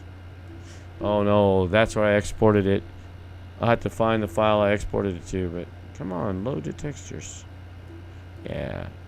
So I got this gold foil on the front. That's the gold foil. Oh, fender's loaded finally. I put some detail in this. I looked online for a detailed model of lunar buggy, and I saw several people's lunar buggy models. I was like, they look all right, but they don't look good enough for what I was trying to do with them. So let me go to layout. Why I'm in material mode. Shader editor.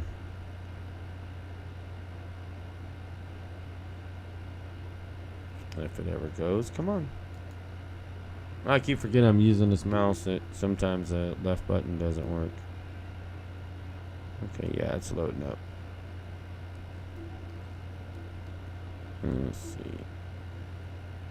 So there's a little bit of roughness to the frame I added. These boxes on the front. Oh, the camera. I should show you the camera. Let's see. I'm going to have to tab into... Nope, I'm in edit mode. So this is the camera that goes on the front that they had on there. Alright. You can see through the glass and everything. Like I say, the foil... Well, if I go out here, you can see the foil better. So...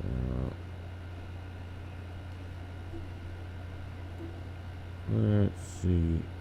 But yeah, it's a pretty high tech. Let me load this one into Discord. Well, no, I need to find it from where I save the textures as image files.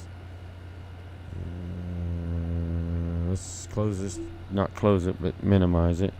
Let's go up. I think I saved it under Patreon models. And the textures aren't perfect. I'm not great at converting textures, but should be good enough. Yep, here we go. Come on, mouse, work. Okay, moon buggy.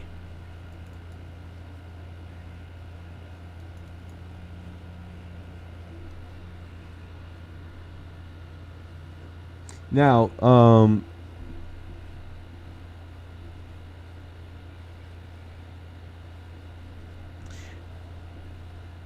let me see what I've got. Okay.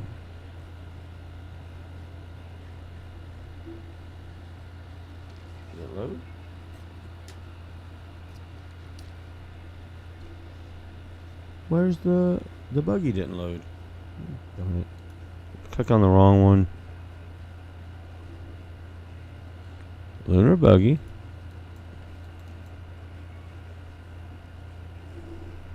No, it's not here. These are all the images, the textures I had to convert to images and reapply them to the models. This took me forever. Hey, I didn't double click. Okay, moon buggy.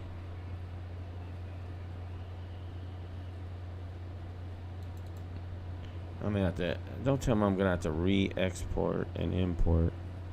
Yeah, it's not in here.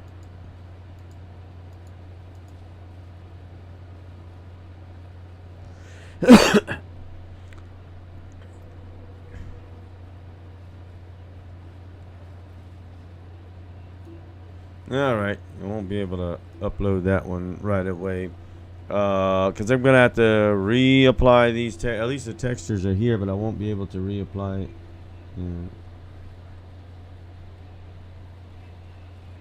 What now?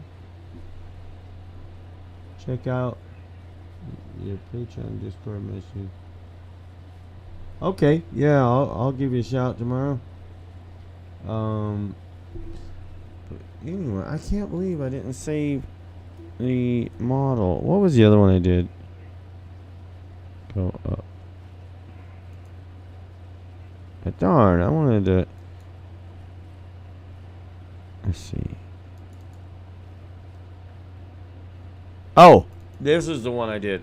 Okay. Now, once again, I'm gonna have to redo that. The lunar buggy, the textures on it. Let's see.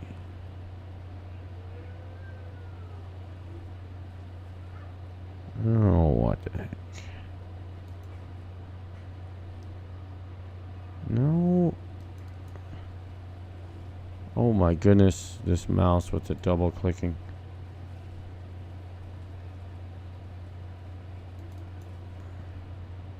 Come on.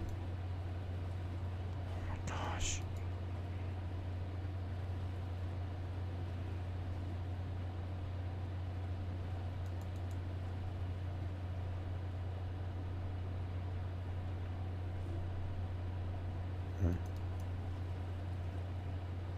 Now this is that plant, and then the big generator. All of that was in that one, that big generator or whatever it was.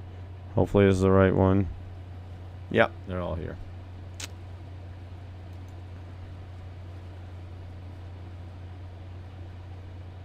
And I got all these textures done. Oh, what was that?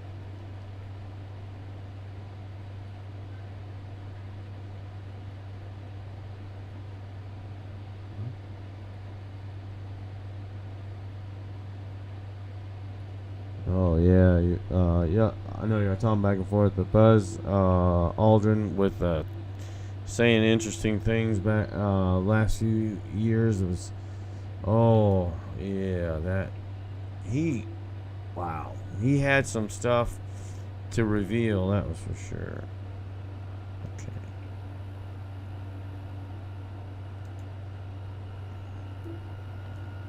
Okay, my computer, my Blender just froze. What is it? Alright, let's close Jezreel because that's one reason. Go ahead and save. Okay. And now I have that one.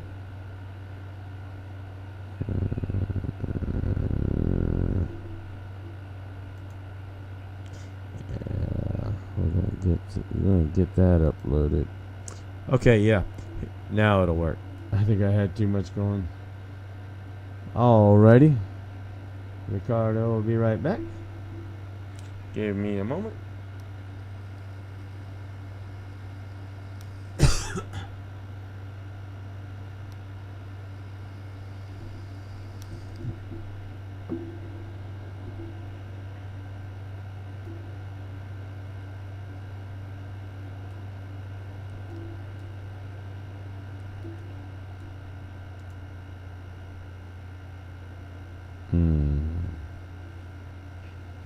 You ever using, especially Blender or something, and you start noticing your stuff turns transparent?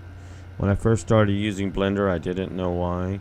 See how these are looking transparent, like you can see through them? Under your materials right here. Okay, usually you'll start at the top. This is metallic dark. Just scroll down all the way towards the bottom.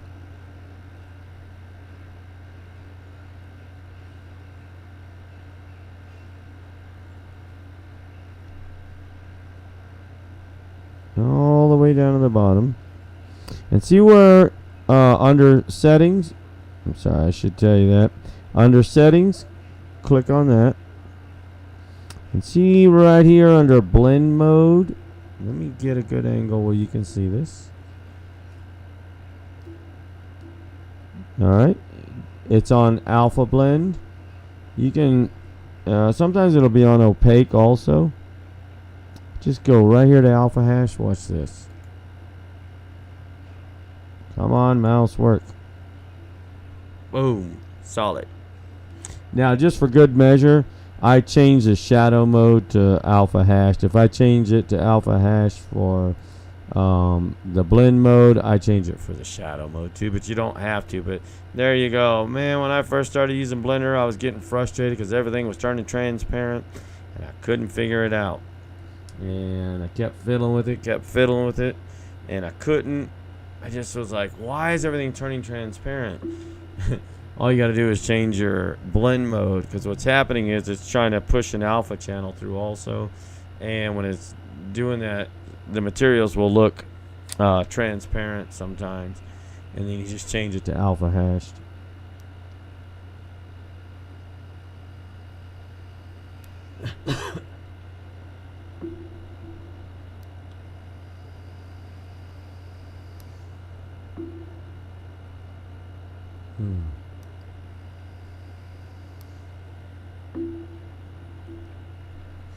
But all right, so is anyone interested in that moon buggy? Do y'all want me to work on that tonight and see if, I'll work on it tonight, and then when I get up in the morning, I'll try to finish it back up, because apparently I didn't save it.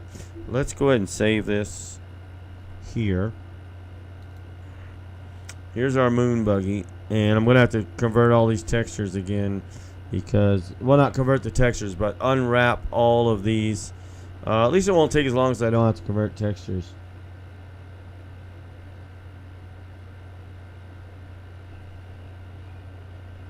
But, yeah, if you want it, I'll load it up to the Discord server and put that on there. Oh, I forgot to show this. Here's the control panel. This is the actual image of the control panel. So once again, if you use this in something commercial or whatever, it's free to use, but just make sure you give credit to NASA, because this came from one of the photographs, NASA photographs,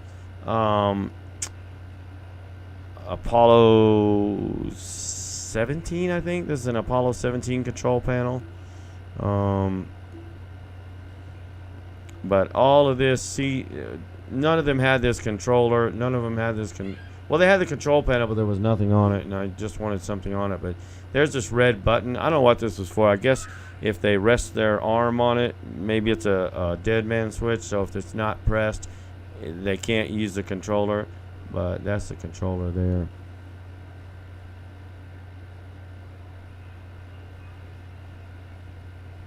Oh, yeah, thank you. Well, yeah, like I said, on as far as sharing the models, I mean, I use them, and I don't want to make any money off the models. I just want, I just don't want them to sit on my computer for nothing, If people want them and want to use them, I will definitely upload it. But hopefully I can get these textures. All I got to do is export this one more time. I don't know why it didn't. In fact, I want to check again just to make sure, because that's weird that it didn't. Where? Let me go back, because it should already be.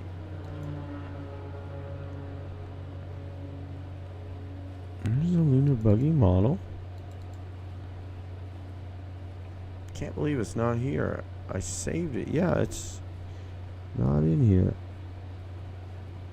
That's weird that I must not have saved it, because I imported it in here. I applied all the textures, everything. Well, I unwrapped everything, applied the textures to it after I finally made the textures. So yeah, definitely gonna have to re-import it, and I'll work on that tonight and get it out tomorrow. I also have I think I have Curiosity rover still somewhere. That model was pretty good, and then I modeled Perseverance rover, complete with the nuclear fuel cell on the back, and the manipulator arm on the front. Curiosity, I got all the manipulator arm and the fuel cell. Well, both of them I did, and then Curiosity, I have all those little instruments and stuff on it. But I'll try to get some of these uploaded. It may take a while on Curiosity because I still have to unwrap it, and I still have to convert those PBR textures over to image textures. But yeah, those, I'll try to get those out, because I hope somebody uses them for something. You know, don't, like I say, you don't have to worry about any copyright issue on them. They're not, or my models I created, so you can use them for whatever you want, and throw them in a scene or something. And I've got other things too. That's what I was gonna do, but I can't believe I didn't save that. I hate when I do that. I get working on something and I forget to save. But I can't believe I worked on that long and didn't hit the save button. I had to, unless it's under something else. Maybe I didn't save it under there. What was it? Well, I could go back to the Apollo 17 and see if I saved it under Apollo 17. Come on, mouse. Lunar buggy. Maybe this is where I saved it, with the textures on it. Let's see. That would be heartbreaking if I did all that and have to do it. Come on. Please be here with the image textures. Then I can just upload it right away.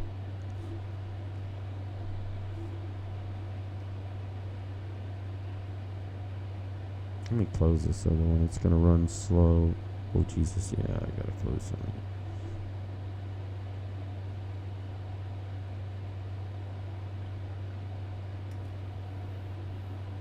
It's not here either. Alright. Yep. So I'll do that tonight. Hopefully get it done by tomorrow, and then yeah, hey, use it for what you want. Oh my gosh, how many of these do I have open?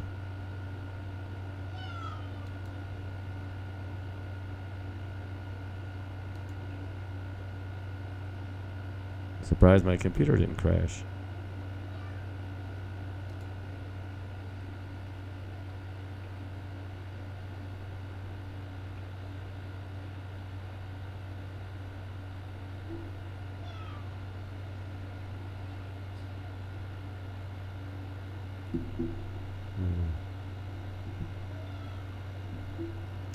But all right, anything else y'all want to discuss? What's in the background over here? Oh, all this terrain. Oh, that's what I was asking. Do you want me to go ahead and upload it with the terrain, or just the buggy? I probably missed it. Y'all probably answered me, and I probably never checked it. Because I can load just the buggy up, or this terrain for who did this? Who did the original video on this? Well, Chris did, because of all this stuff in the front.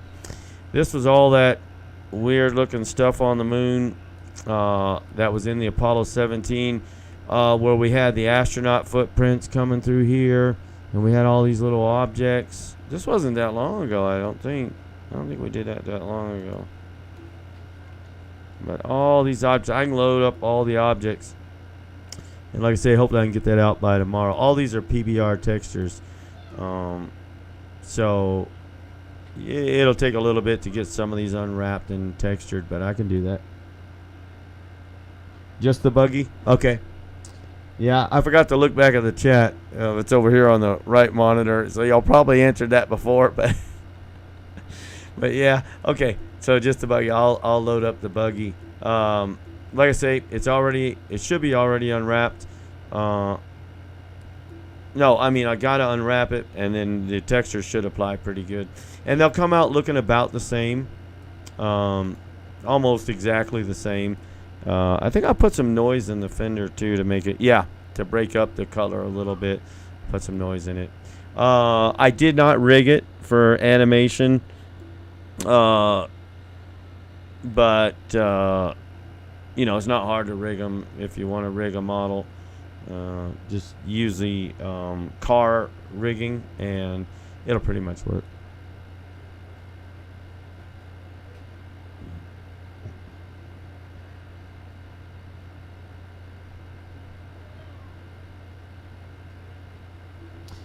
Yeah, hey, Ricardo, are you familiar with Unreal? Because I've got a lot of stuff like the Jezero exploration stuff, all that. I mean, I got the models done. If you're familiar with it and can make it, I wanted to do a Jezero Jezero exploration thing and drop some of the artifacts that we're finding there, and then people could get in that rover. That was the original plan why I made that rover. You could get in the rover, you could go to the back, you could get in your spacesuit, get out, walk around, kind of like what Jean Ward is doing, but just a little more into the looks like I have motion blur on. Ooh, look at that blur. Where you can get around, pick up the objects, manipulate them and stuff. If you're familiar with Unreal, I'll send all that stuff to you. Like I say, the crater is done. The lunar buggy. The Mars manned rover. Bedroom. Okay, we'll go. The bathroom? No, What? the bedroom. The bedroom? What do you need in the bedroom? You're in the bedroom. Yeah. But I've got I'll finish up that. The manned rover. That's what I was trying to say. And get that done. I still haven't designed the spacesuits yet, so that'll take a little bit. Oh, let me turn off the motion blur. All right. The other one not dead. It's not dead. Nope, Let's see. but the one is dead. No, motion blur's not One on. is dead. Well, why is it giving me motion blur? Ooh. Okay, I'll quit playing.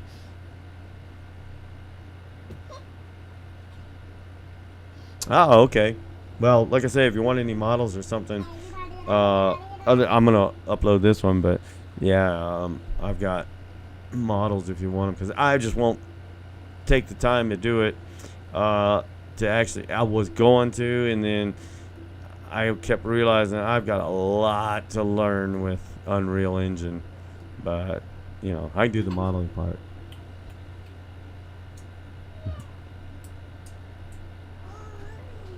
It will be. You said you would be better than myself. Well, either one of you. I'm actually, I'm talking to who, Leslie Ann, if you want to do it, or Ricardo, or whatever. I don't care who. I know I'll send him. I'm gonna put him in Discord so everybody has access to him.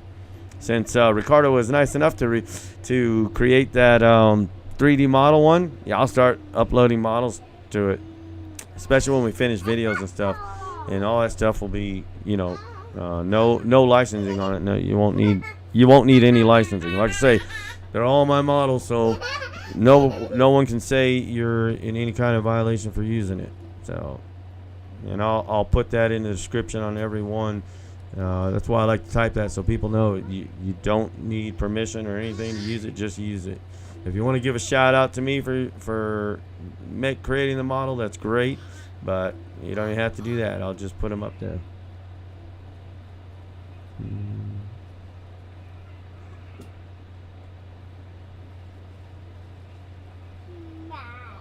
Yeah, you were talking about many hands make light work, share the workload. Oh yeah, agreed. It's called teamwork. Yeah. But all right, I better get off here and get them fed. And I'm supposed to be smoking some ribs tonight and some pork chops. So I got to get those going too. If anybody wants to come by for pork chops or ribs, come on by.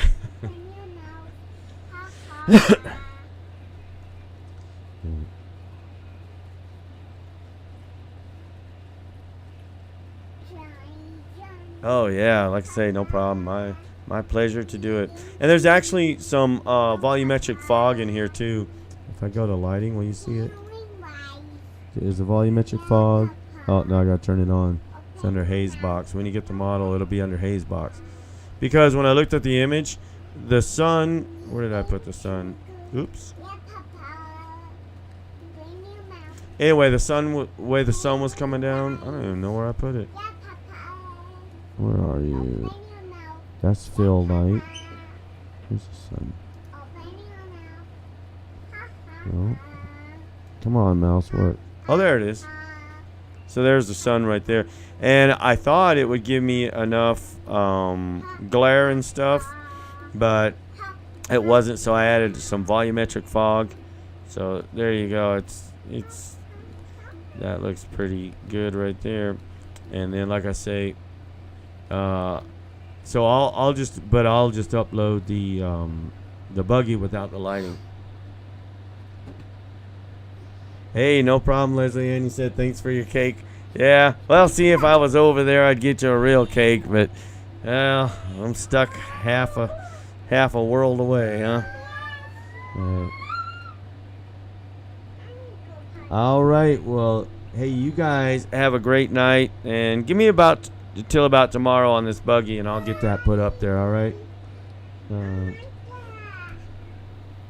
Yeah, enjoy your birthday. Ricardo said have a lovely day for your birthday. Yeah, enjoy your birthday, relax, and enjoy.